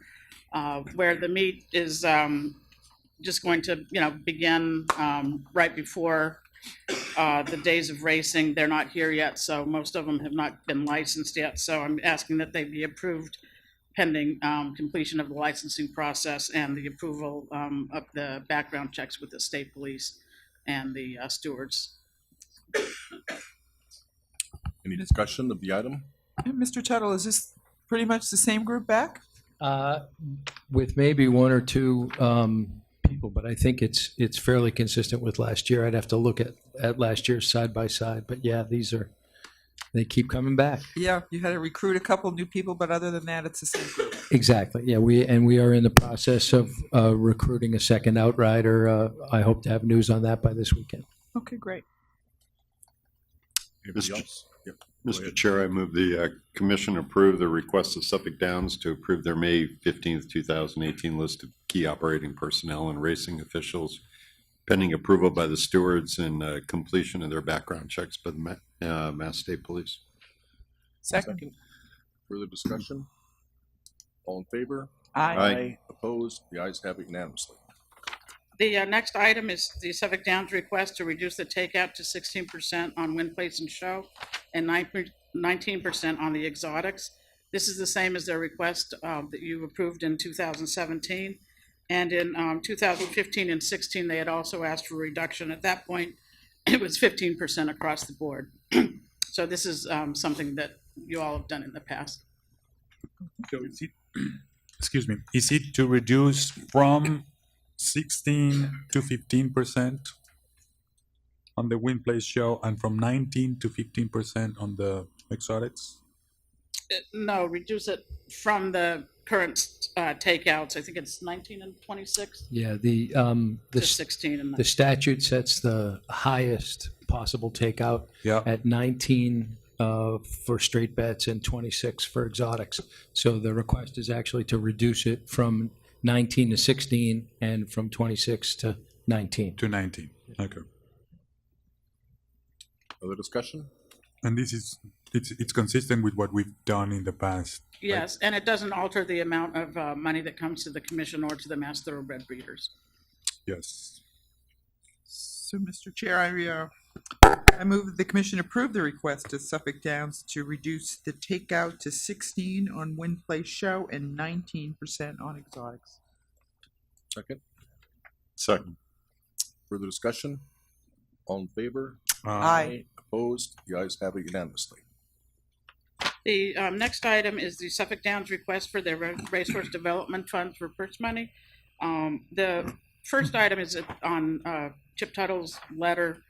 The very last paragraph, there's a request for $225,000 for the New England HBPA for their administrative expenses. Similar to last year, we're waiting for an audit. So as last year, I would just recommend that we bring this part in front of the commission at a later date if we have an audit and if they're still requesting it. So I'd like to take that part of it off the agenda for right now. So that would reduce the $3.5 million request down to, do my math real quick, 3,275 or something like that. I think that Agnes is that was in shaking her addition head. to the 3.5 million. So Suffolk's still asking for the 3.5 million. Yeah, it was actually 3.5 million plus the 225 for the HVPA expenses. Okay. What was the request last year? Remind me. Last year it was for 2.5 million, maybe? 2.4 million, I believe. It was, let's see, in 2015 they did the 3 days and it was 1.1 million. In 2016 it was 2.2 million for 6 days. Last year in 2017, as you recall, the one weekend they ended up racing some extra races. So the total we ended up distributing to them was about 3.5 million for the 8 days. They came back and asked for an additional amount of money to help cover those costs so that the very final weekend could still be up at the same purse levels. And what were those purse levels? Or rather, how many days are you proposing? So right now, year? in this request, they're asking for 6 days and they're asking for 3.5 million for that. It ends up being around 583,000 per day. It'd be about an extra 150 per day. If you have 12 races a day on an average, it would be like an extra 12,000 per race. And it wouldn't all be on one race necessarily. It could be spread out depending on Yeah, race. we're proposing what is essentially a straight 15% purse increase. The purse levels have been relatively consistent, the same for the last several years, and we're also hoping to card additional races, as Dr. Lightbound mentioned. We were very successful in the first part of last year in carding additional races. We ran 14 or 15 on a couple of the days, or on at least one of the early days, and as we've explained in the past, we do our best to forecast it, but we're never sure which races are going to fill. So some of the lower level races, the purse was 25,000. We're looking at making that purse 30,000. We don't know how many of those will fill versus races with higher purses. So we're making the request. We certainly, if we don't use it all, as we've said in the past, we'll reserve the money, for future purses, or figure out the best way to handle it. Given the Senate budget, though, the attempt in the Senate budget to sweep the Racehorse Development Fund, we wanted to make sure that we had enough in the purse fund this year to run the full 6 days. The horsemen have requested that we add an additional weekend in the fall, and we're taking a good look at that. Very possible. We just still haven't reached a final agreement with the horsemen on exactly when that would be and what the parameters would be. So you're hoping to do 8 days and card more races per day? We're definitely hoping. This request is anticipated for the 6 days, with the idea that we could card more races during the 6 days. If we do add the additional weekend, I may have to come back to you with a supplemental request for purses as we did last year when we added the extra weekend. Are you going to do it after the fact or before? Well, I'd like to do it. You know where I stand on this one, perhaps. Yes, yeah. We'll do it as soon as we know. As soon as it's feasible. Yeah. And one thing that we discussed in the open meeting last year, after the fact, on those the weekend where they ran 15 the one day and 14 the other day, is that when it's that many races over that large of a time span, it is difficult on the staffing level. Not only on our staff, but also on Suffolk Downs staff. They have 2 veterinarians from Suffolk that will examine all the horses in the morning. And if you have 15 races of horses, that's that many more that you have to check in a certain amount of time.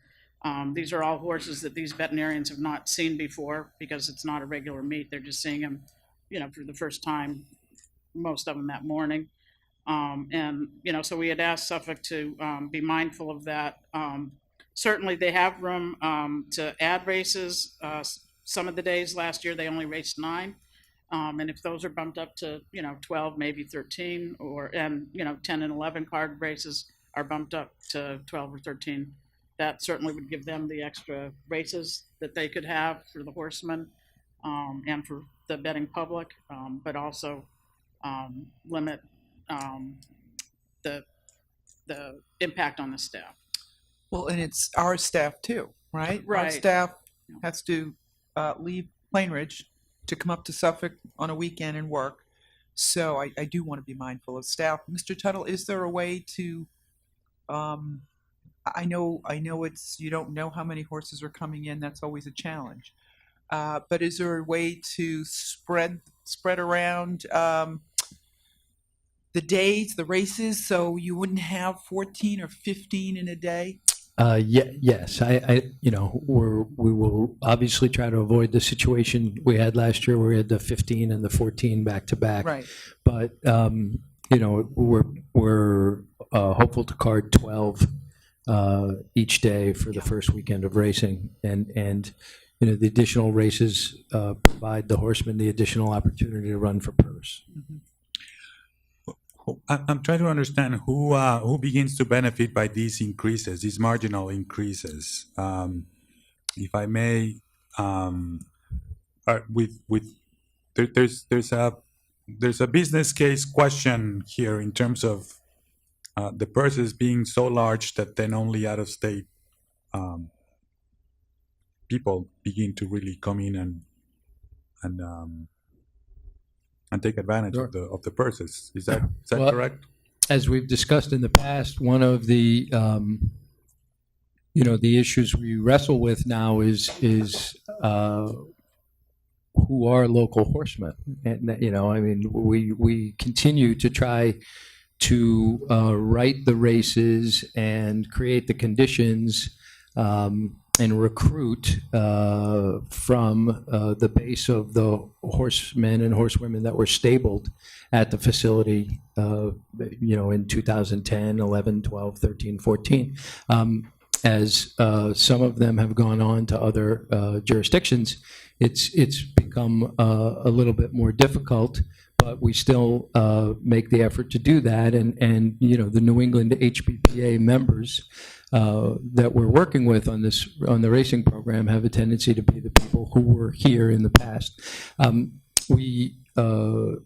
To answer your question about who benefits, sort of everyone benefits across the board. Horsemen, owners, trainers, jockeys, the mass breeders benefit because their 3.5% contribution is on the total overnight purse number. So everybody benefits. We certainly aren't looking at increasing the daily purses to a point or to the level where we would it justifies not coming. No matter, we're not putting the purse levels up to where we're going to get the top stables from around the country, but to a level where because there's limited opportunity to run, that everybody can earn some purse money. Yeah, no, I get, it's easy to think of justify, Yeah. But I'm still trying to get my head around what is the marginal, where does the marginal benefit accrue to? And if it's really just the same people with a 15% increase, because it sounds like the economics might work, then it is what it is. But Well, we- I'm just trying to figure it out. We also, we were very fortunate the first weekend last year that we had sort of an overflow. We're also mindful that we have to continue to attract owners and trainers and horses. And, we've had some pushback. The nature of the racing festivals where, where it's a ship-in meet, where we're not, we don't have stabling and training on site, can make it a challenge to recruit sometimes, especially when some of the other tracks are discouraging, as Monmouth Park has, as some of the Stronach Group tracks have, discouraging their horsemen from shipping in. So we thought we may need a little additional incentive to make the racing program as competitive as possible this summer. Now, there's also traditionally, remind me what kind of percentage or what kind of arrangement is that part of the purse agreement of what goes from the simulcasting monies into purses? What is that percentage? Remind me. Or so the statute, the percentages of all of the wagering, live, on site, on track, simulcast, transmitted, are all set by statute, and we accrue that in the purse account. We accrue that, and then based on our agreement with the HBPA, we disperse that based on that agreement, right? For the last several years, we have funded the overnight purses at the track exclusively from the Racehorse Development Fund, and we've been transparent about that. We have taken the other statutory purse and used that to cover the expenses of the live racing weekends, and for other expenses that have been part of our contract with the HPPA. But it's okay. Yeah. On those monies, yes, how have they changed from the past few years, or how are they changing this year specifically? I don't think there's any change. There's no change this year. Yeah, I mean, those levels remain the same. Correct. Yeah.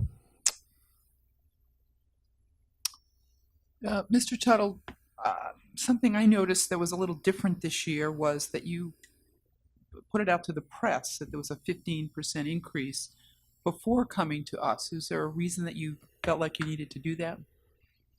We did give the commission staff a heads up that we were planning on that. If that didn't make it to Commissioner, my apologies.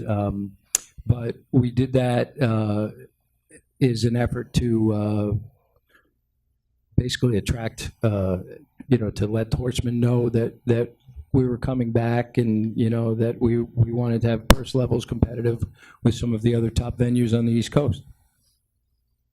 And I think, and I hope we did note in that notice that was pending the approval of the commission. in the fine print. Well, I don't. Yeah, it was in there. I'm not sure Okay. the size, the font size was any different.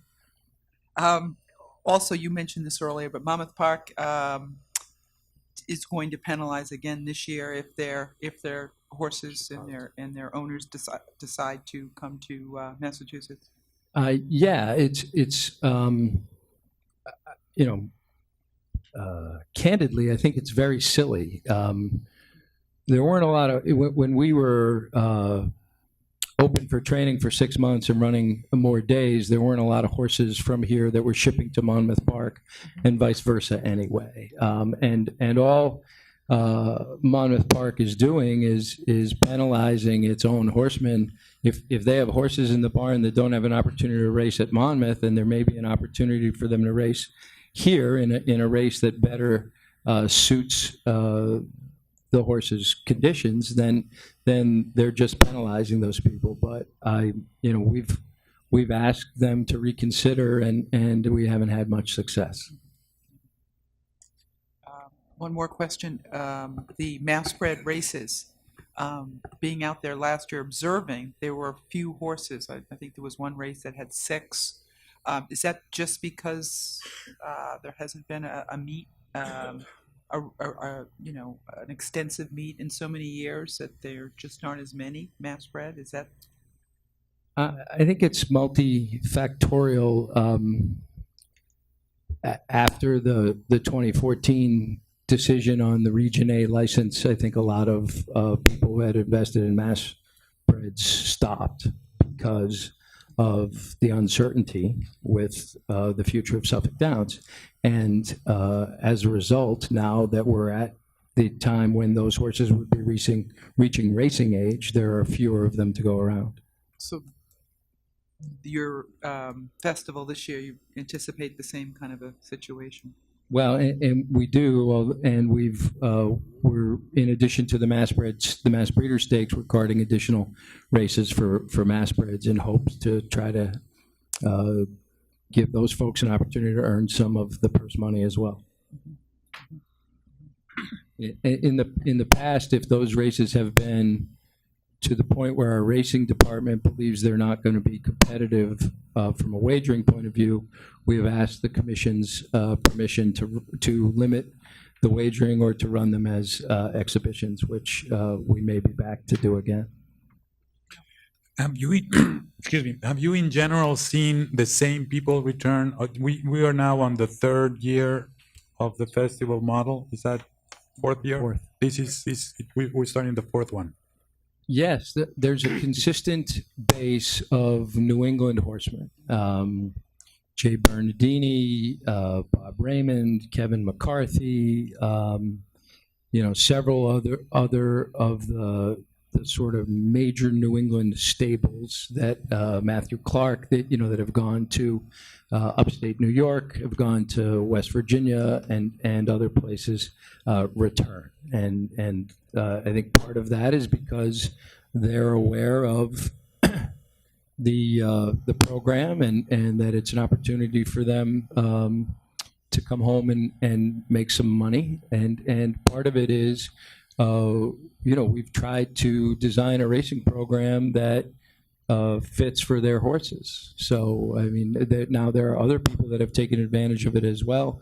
We saw additional folks ship in from Pennsylvania and West Virginia last year that we hadn't seen before. And, they helped fill the races as well. Can I just ask one question? Mr. Tuttle, remind me, you backed up some of the racing weekends in June. Is the racing weekend the same weekend of the 3rd leg of the Triple Crown? It is. Our opening day and the first weekend coincides with the Belmont Stakes. So we anticipate that Saturday, I believe it's June 8th. June 9th. Saturday, yeah. June 9th will be quite busy. Yeah. That actually makes a lot of sense because a lot of folks want to be out there to see the race and bet on your races at the same time. Yeah, we're really looking forward to it. Yeah. One last question. You just mentioned it, but you are asking for all of the monies up front this year, which is a departure from what we've done in the past. We paid you as you before that weekend's race. I hear you that there's talk, as there has been in the past, about the legislature and monies. I'm just a little concerned that it's worked successfully as we've done it in the past, and I think if we make a commitment to these 6 days, I don't know that there's any value to give you all the money up front, other than there may be some risk. I'm hearing a lot of talk about attracting enough horses. So I just wonder what the real value would be in giving front loading all of those monies.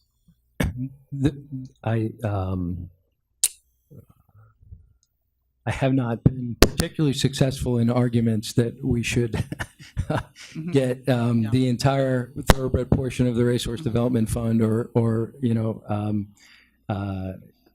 get in this case perhaps get the money up front. It certainly would give us the peace of mind to know that the money was going to be in the purse account and not potentially swept as part of the budget conversation, the ongoing budget conversation.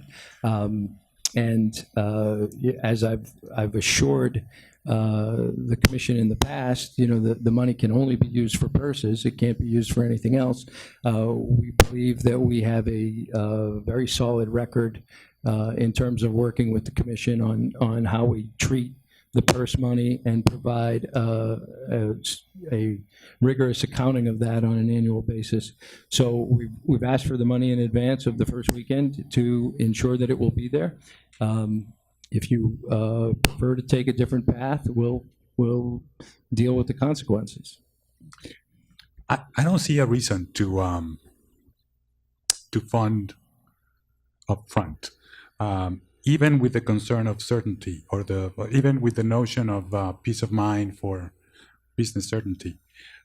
We should all remember that there's a balance. There's language, I don't know if it will pass, that might sweep the balance for 2019. So it's a ways away. But we should always remember that this fund is constantly being funded. There's nobody saying there's going to be a sweep of all the monies that continue to come from the activity at Plain Beach Park Casino, essentially. So I really, from cash flow purposes, I'm not concerned that even with the sweep, if the legislature enacted it, that there would be no dollars there. It's funded every day. The other side of the prior request, which I alluded to earlier, is something that I really hope you take into consideration this year. I expressed my distaste with the prior approach, in which you come retroactively seeking reimbursement for monies that you've already committed, and that's the piece that I'm really the most against. So I just want to put that on the record. Easiest way to fix that be to be upfront. Yeah, which is why I mentioned it both ways. I say I've mentioned those two aspects. I understand them. They sort of work a little bit against each other. But I don't buy the notion. I don't think that the business certainty concern is a high one. Well, I think it's like all of our licensees, we're looking for a good faith relationship, meaning as soon as they're aware that there may be a discrepancy, there are more races, the request will be made, and I think we just got that from Mr. Tuttle, that as soon as possible that request would be made. So I guess I'm not as concerned about if there is, a request coming in.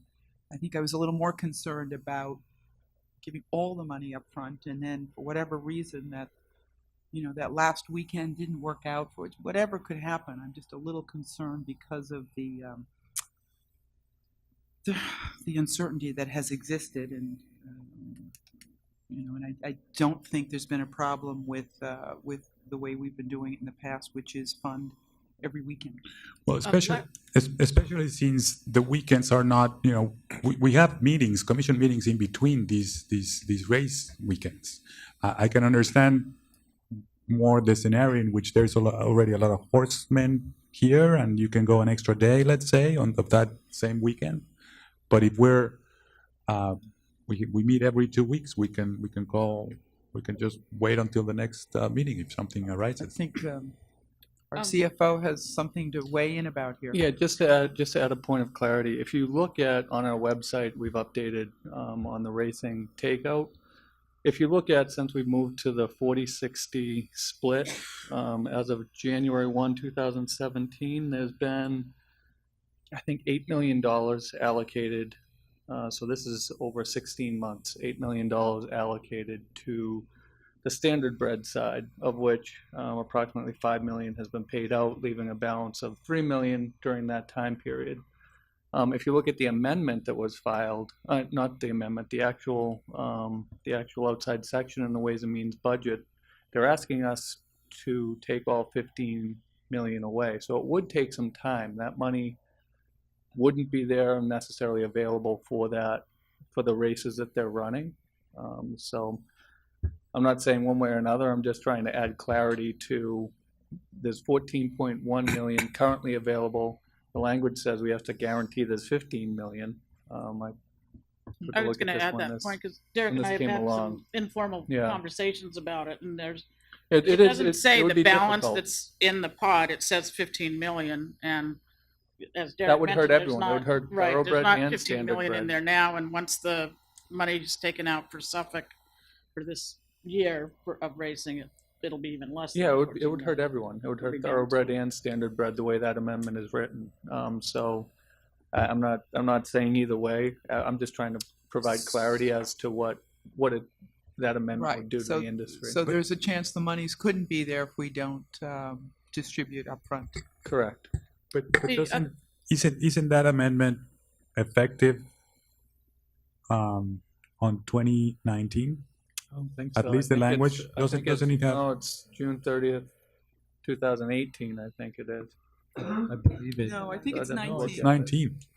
It's 19. It is 19. I believe Is it it's on or 19. It's on or before. Yeah, I think that's the issue, on or before. Yeah. So technically, it probably takes conditional effect in the beginning of the budget year, right? To be exercised no later than June of 19. And if we knew there wasn't going to be, if we knew that giving this money out was going to possibly bring the amount below the 15 million, we would probably have to leave the money in there. And we wouldn't be able to, so. Well, it'll be, if you don't have to, I hate to say, hopefully it won't happen, but if it does, we'd have until next June, is that right? I'm trying to figure that out. We might have to look at paying it out over time. We'd have to look at what actual language survived, because it's not clear whether they want it in a lump sum or whether there's some flexibility as to, you could do a portion now and then roll it out between now and June 30th of 19. The other point for last year, we did give Suffolk Downs the money for the first 2 weekends before the first weekend ran. We went ahead and gave them 2 weekends in advance. And then just at that point, it was just going to be the third weekend. And that was we reserved that until when they actually got close to running that. I made this case last time. We talked about the request to fund all of the balance. And I think it's a little bit at play here as well. There's a very significant milestone coming in June, or is it July 30th of this year? July. After, and then at least the proposed dates are, some are before and some are after. Is that correct? That's correct. So I would at least view it through that lens, that should the legislature decide to do what they've been doing so far, which is just doing one more year, then we can come back after they've done that and fund the rest of the request. But because they are, there's at least the possibility of other options. I would be of the mind of not funding that other part, just in consideration of what they do, which may be different this year. The only, and I think, I don't want to belabor the point, Commissioner, I would point out that, and I know everyone is working to be fair here, but that we've consistently delivered on our racing program over the last several years, and I believe that our purse request is not treated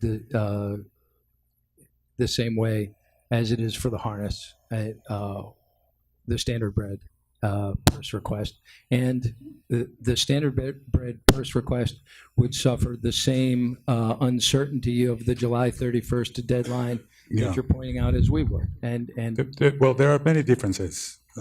With all due respect, they're required to raise 112 days, or what are they up to? 110. So there's fundamentally very big differences. But your point is taken. Somebody want to make a motion on one of these contexts or other? I guess I'm just looking for what is the number that you'd be requesting if the resolution was simply for the June and July races? 2/3 of 3.5 million. So it's evenly distributed. Yes. 2.34 maybe? I'm going to trust you. Oh, don't. Yeah. But if you We would can like me figure to out the amend the number. request here, I'll amend it to Two-thirds of whatever. Yeah. 2/3 of the 3.5 million. Right, but I believe we can probably do that math pretty quickly, but. Be consistent Yeah, with what it's- we did last year. Yeah, No, it last would year, still be the higher. commission approved the amount for the entire, at that point, it was 6 days. Right. And then the staff took care of deciding when to make the distribution of the purse money. And I did that in conjunction with legal, Catherine Blue and Derek Lennon. But now we know that the request it's front loaded. Right, well, before, we would be putting that purse money in there at this point anyway, because it's only a few weeks away. So we're right at the point where, like last year at this time, I would have been talking to both Catherine and Derek about, should we go ahead and give them the 2 weekends worth instead of one? And that's, last year we decided to go ahead and do it that way. Well, I think the difference is we have an actual request Right, here. now you have an actual So request for it. it was brought to us for that reason and not left to you. So I would be personally comfortable with approving the request for the additional monies for all 6 days. So that's the 3.5, and I would be comfortable doing what we did last year, which is approve the 2/3 of those monies.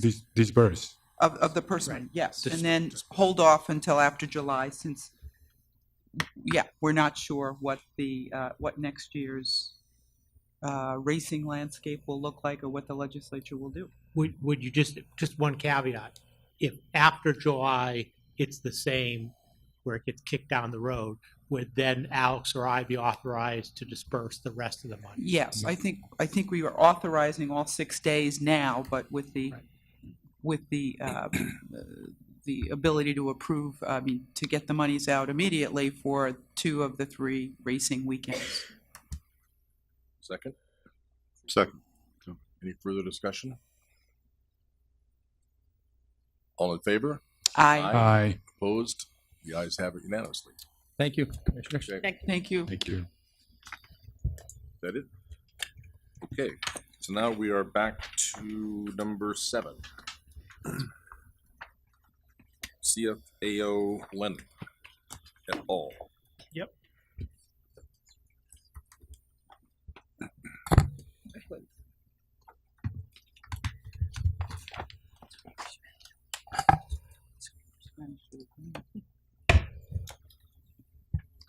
Good afternoon, Mr. Chairman and Commissioners. Good Good afternoon. I am joined by Agnes Bollier, and we're here to present to you the FY19 Gaming Commission budget projections. In the commission package is a memo and 3 attachments. I'll attempt to summarize the memo and then open up the forum for any questions or comments. There's no anticipation of a vote today, just discussion and then public comment period. The FY19 Gaming Control Appropriation funds both MGC regulatory costs as well as statutory requirements. Page 2 of the memorandum has a grid that demonstrates the Gaming Control Fund's total budget for FY19 is $33.4 million, of which $22.6 million, including the cost of 84.3 FTEs and 2 contract positions, is for the regulatory environment. And the remaining 10.8 million is for statutorily required costs of the Attorney General's Office, Research and Responsible Gaming Office, inclusive of 2 FTEs, Commonwealth assessed indirect costs, and the Alcohol Beverage Control Commission. The Gaming Control Fund budget is anticipated to grow 7.45% from fiscal year 18 to fiscal year 19. The majority of the costs come from the annualization of the hires and public safety costs needed to open and regulate the Category 1 facility in Springfield, Massachusetts. Regulatory costs will grow approximately 9.8% from $20.6 million in FY18 to $22.6 million in FY19. Statutorily required costs will grow approximately 3% from $10.5 million in FY18 to $10.8 million in FY19. The charts on page 3, 4, and 5, which continue into page 6, show the spending categories that have increased as well as the divisions that have increased. So it just takes those percentages and shows where they've broken out. By looking at the chart that breaks out spending by object class, which is spending categories, starts on the middle of page 3 of the memo and continues on to page 4, you'll see the payroll grew by 1.09 million in FY19, which is the annualization of the hires needed to regulate the MGM Springfield facility. It also drove up fringe costs by 380,000. And operational services is the other category where it increased, and that's public safety costs that are funded through the IEB, and that was approximately 1.05 million. Similarly, if you look at the chart on the bottom of page 5 and the top of page 6, you'll see that the cost of the IEB, which we've discussed, which houses the gaming agents, houses the state police and Springfield police costs, increased by 1.9 million, which is basically 90% of our increase for the year. And that's all the annualization costs of the hires that we already approved earlier this year. While we consider the research and responsible gaming budget to be a statutory requirement, 2 FTEs from Mass Gaming are funded here, as well as the program is developed and funded here.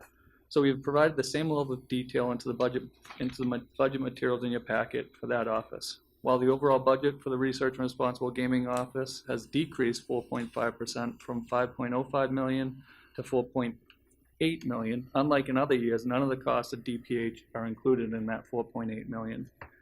All of the costs of DPH will be funded from revenues from gross gaming taxes from the Springfield facility in this coming year. However, that was about a $1.7 million ISA to DPH last year. We are offsetting those costs with additional costs in the GameSense area. So making that strong commitment to responsible gaming, making sure that the patrons have the right resources to them at the Category 1 facility. It is important to note that the FY19 budget does not include some funding exposures. We've only built in $400,000 in litigation costs, which is the minimum required by our insurance policy. Our Office of General Counsel is anticipating the actual cost to exceed those $400,000 in FY19. We've also not built in any of the gaming agent or public safety costs for the Encore facility in Everett, which is projected to open in the last quarter of fiscal year 2019. This is similar to how we budgeted for the MGM Springfield opening. We will come back to the Commission prior to the end of calendar year 2018 with a request for additional funding once the timeline and needs for Encore firm up a little bit. We've discussed these funding exposures with our licensees, explained our rationale. We did this at a meeting on May 11th, and they were in agreement with the way we're presenting it. Chapter 23K, Section 56, subsections A through C, define how the MGC will fund its annual costs related to gaming and non-racing activities. This chapter was defined further through 205 CMR 121. By taking the projected spending less than net revenues projected for FY19, the Commission will utilize 205 CMR 121.03, paragraph 3, subsection C, to assess approximately $28.3 million on licensees, as shown in the chart on page 7 of the budget. Transitioning to the racing division now, which will be much quicker. The racing division's budget is funded through a portion of wagering as stipulated in the statute. While the landscape of thoroughbred racing in Massachusetts still isn't all that clear, the division's budget was built using prior year revenue projections revised based on the experience from FY16 to 17, which is always a declining revenue scale. We're anticipating $2.5 million for racing regulatory costs, including funding for 7.7 FTEs. $202.7 thousand in assessments from the Commonwealth for indirect costs, which brings the total racing budget to $2.7 million. The chart on page 6 of the memorandum demonstrates that racing costs are anticipated to increase by 3.7% from $2.43 million in FY18 to $2.52 million in FY19. The actual racing division budget, so their unit, remains flat at $1.85 million. And the overall funding increase is due to the cost allocation and the addition of some positions within the infrastructure unit, so IT and A&F during the middle of last year. To summarize all of this, the MGC's Gaming Control Fund, as funded in this presentation, is projected to be $33.4 million. It's composed of regulatory and statutory required costs. The proposed funding level funds 86.3 FTEs and 2 contract positions, represents a 7.45% increase for the currently approved FY18 budget, and requires a $28.3 million assessment on our licensees. The racing division's FY19 proposed budget is $2.52 million, funds 7.7 FTEs, and represents a 3.7% increase over FY18. Included in your packet are 3 attachments that provide additional details into the budget. Attachment A is a listing of the Gaming Control Fund and Racing Oversight and Development Trust Fund budget by object class and projected revenues by revenue source. Attachment B is a detail level view of the budget projections by division within the Gaming Control Fund and Racing Oversight Development Trust Fund. And Attachment C is a detailed view of the 2 funds by object class or spending category. After we answer any questions you have, staff would ask the Commission's approval to post this information and seek public comment before coming back at the next meeting and asking you to vote on it. Discussion or questions? So Commissioners, just by way of background, I want to thank Derek and Agnes for their hard work on this, and they took the bulk of the meeting with our licensees. So I appreciate that. This is now my second or third budget, my third budget. And obviously also thank Commissioner Zuniga. We visited with him probably 2 or 3 times during this process and sat down. If I had to characterize sort of the big increases, obviously personnel for getting ready for the opening is a big increase, and probably will be next year. We decided to follow the same path as Derek described, which is wait until we had certainty about opening dates and times and stuff like that. Also, I mean, I don't say the wild card, that's unfair, but the really biggest variable is probably litigation costs. We just know that when you're sued and depositions and all that, it just money can add up very quickly. Even though I think General Counsel Blue and our outside lawyers give us great value, it's just expensive, and there's not much you can do when you're on the receiving end of lawsuits the way we are. So, but we work, and Derek, I think, and Agnes do a very good job at looking at what our cash flow is, and at the end of the year, seeing if we can, use a bad expression, steal from Peter to pay Paul. I mean, it's all within our budget. We try and keep it, but we do everything we can to avoid going back with a supplemental assessment before we scrub our own expenses and see if we can't make up for that. And we will continue to operate that way. Correct. Yeah, if I can just add to that, I think it's a great approach. The budget here strikes a balance and really a customary practice of the last couple of years. I think we're beginning to see now, the maturity of where we're going to end up. There's still some costs that we need to consider in future years, in the next couple of years, notably those directly associated with the Region A on-site people. But there's quite a few costs reflected here that I would submit to everybody that we're reaching that maturity level, and we need to work with the confines of what we have. Many of them we don't control; they're statutory. I wish we've tried to tackle some of them in the past with mixed results. The indirect cost is a notable cost that increases with all of our staff costs as they increase. I firmly believe that we're not supposed to be paying it, but this is where we are. I think we have a good process in the Public Health Trust Fund, and now it's really going to begin to be funded from the revenues, and that's also a relationship that we're managing, including the priorities that Derek explained of what we want to do, notably the Game Sense program. So because there's so many items in this budget, every time, every one of those items grows, however much or however little, the overall grows, and that's happening here. But I would submit to everybody that we are reaching those levels in which we can, hopefully from here, begin to really taper off. My other comment is, as new things come up, one area that you've mentioned, Executive Director Bedrosian, is the notion of our audit function. I really would look to see where we can do and realize efficiencies in areas that we first started with and become less necessary, or we are, managing through other ways. But other than that, we don't anticipate big items, save for those on-site regulatory costs associated with Encore.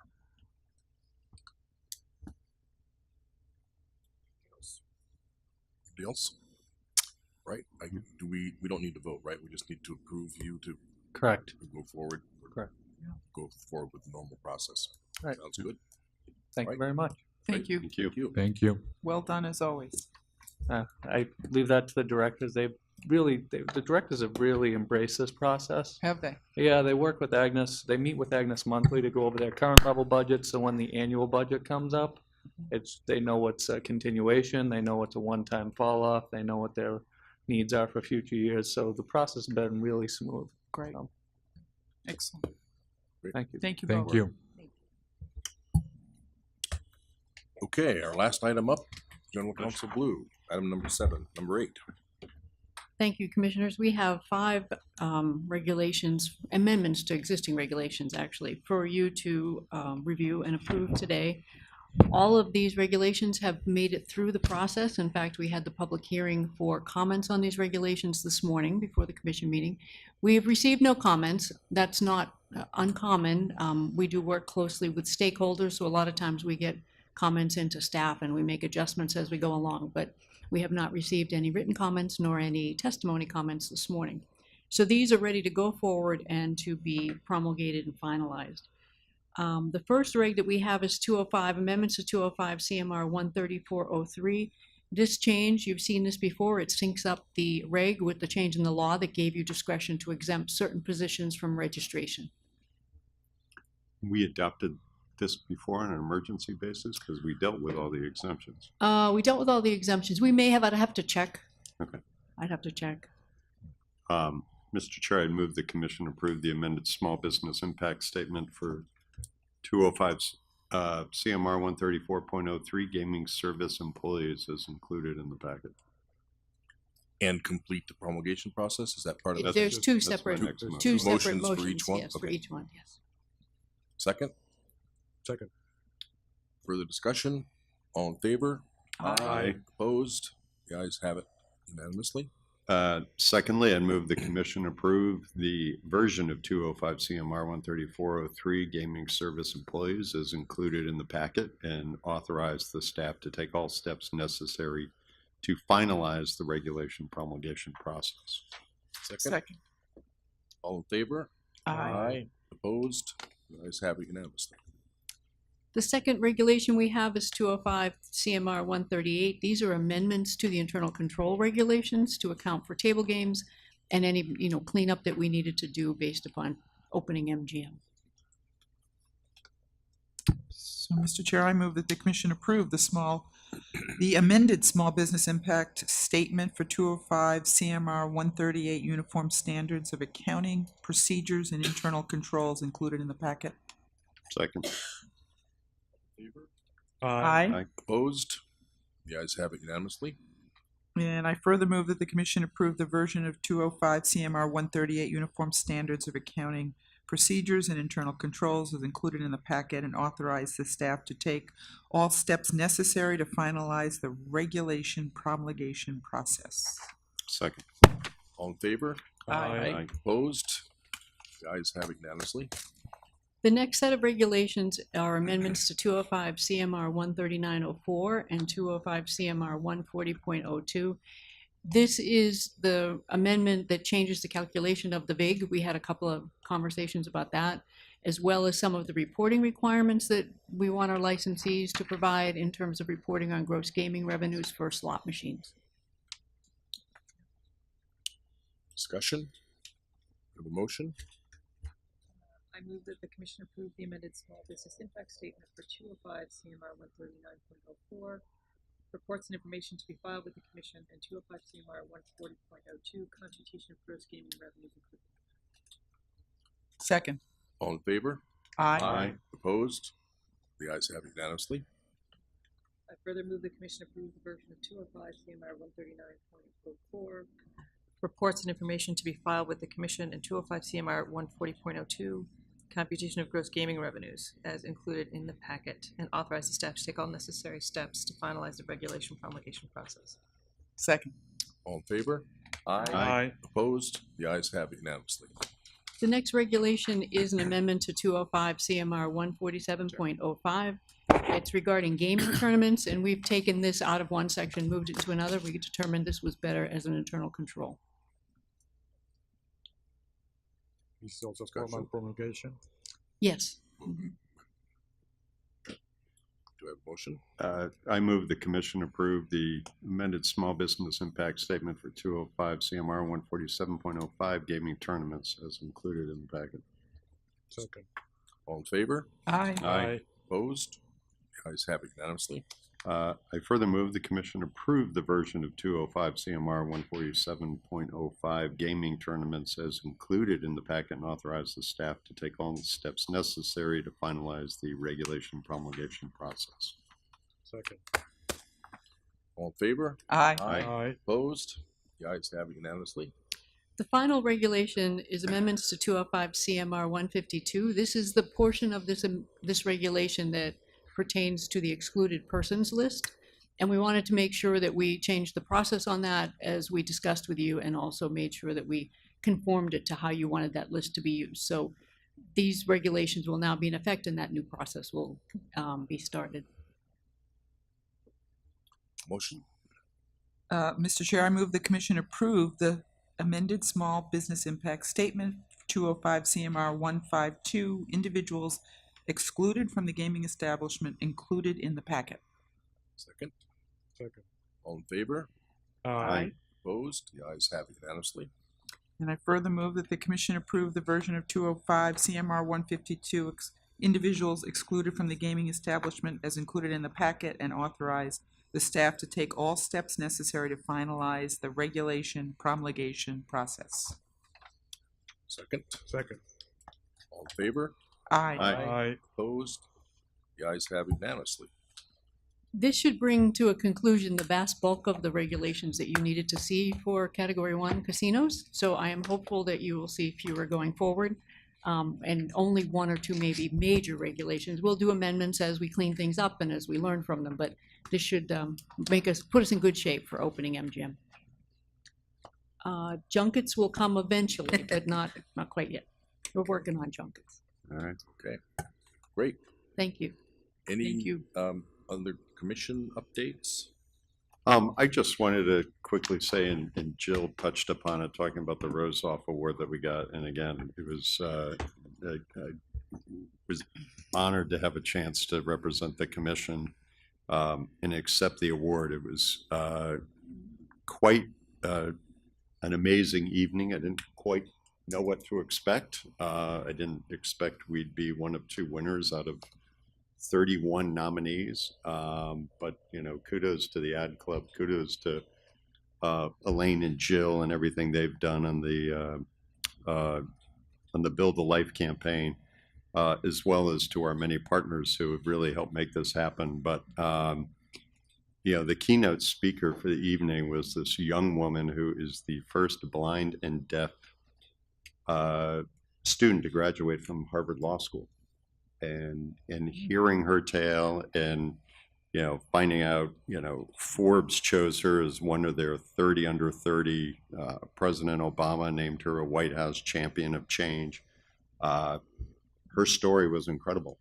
Everybody that got up after her just had a remark on the incredible presentation that she made and how it kind of blew everybody away. So excited to again represent us and accept the award, and again thank Jill and Elaine for their great work, as well as all of our partners, and to think all of this probably would not have happened without the introduction of gaming in Massachusetts and realizing that there was a serious deficiency in women in the construction trade. So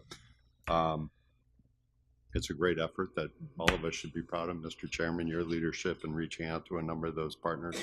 It was quite an extraordinary evening, and having the chance to talk about it with my daughters the next day. They're like, how did she learn? How did she go to class? And, and become as successful as she is. And it was a moving experience. It was really cool. Thank you. That's very, very interesting. Just a quick update, Mr. Chair, on racing. First of all, Commissioner O'Brien and myself had a chance to go out and not only tour the casino for Commissioner O'Brien, but attend a day of racing, meet all of our staff.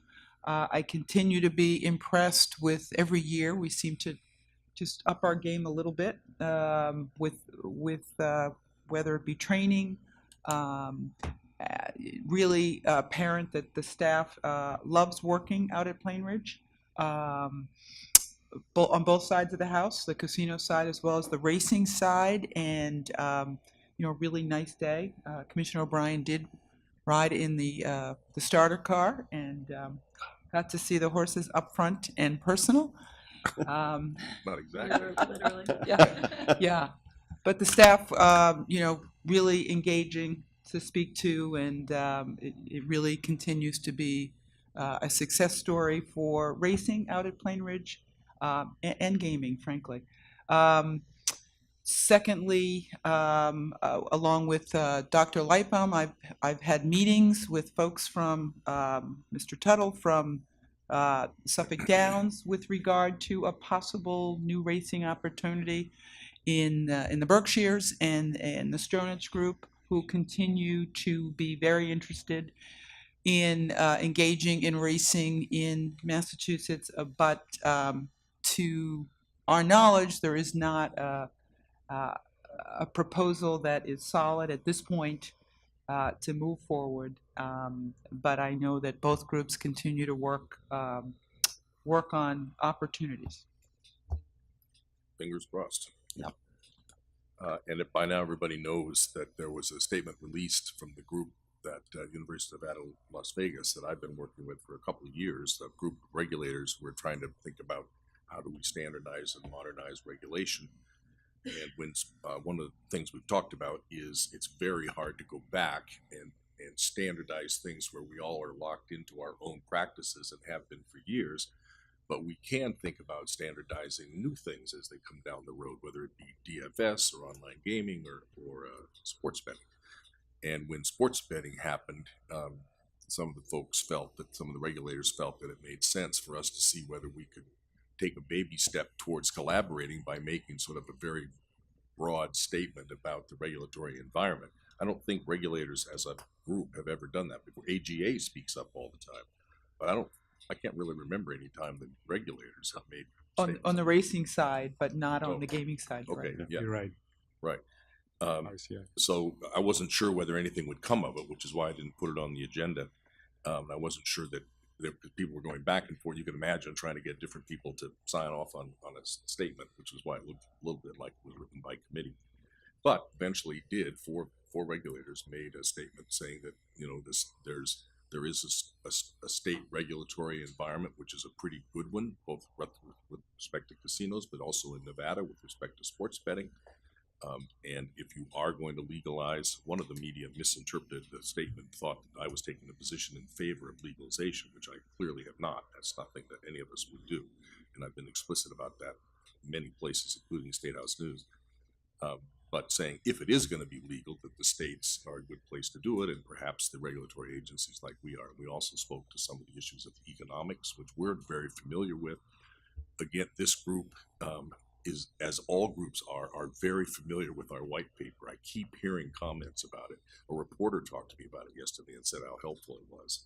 And in that white paper, we spoke to the issue of economics. It's a low margin business. You have to be careful. These extra fees are not helpful, probably. So anyway, and it got a fair amount of discussion. I think one piece of that is somewhat misunderstood is the fact that they quote the numbers as our numbers, and in actuality, that was a study done by Oxford University that About studied the every possible- state, the possible money. net revenue. Yes, Right. yes. So we did properly, state in our paper that the numbers come from this study, but I think inadvertently they say the Gaming Commission numbers, You're right. which is not accurate. We have never put numbers together. But it is a reputable study from Oxford University. And really the only one that's out there. Yes. Yeah, and I think it's an important perspective that there's a lot of people, a lot of entities opining about sports betting, not just in Massachusetts but elsewhere, and they're usually in a position to want to be either operating or, in the case of the leagues, potentially benefiting or charging a bit of a royalty. Whereas the regulators, I believe, bring a unique perspective of we can be that third party of regulating if you want it to be regulated according to whatever standards others might establish, including the legislature here. I did want to mention one thing from the last couple of days. I attended, Chairman Crosby and I attended the start of a strategy session for the research agenda. This is now our 5th year of the annual meeting. That meeting happened the day afterwards, and it was also a very successful meeting. But I really look forward to this process that we're beginning in terms of thinking about all things research on responsible gaming for the next five years or so, which would be the horizon for this strategic plan. So you will be seeing some of those early feedback. We have somebody who's very knowledgeable in the area of responsible gaming, and somebody who we've interacted with in the past, in Judith Glenn from Ontario. And I really look forward to that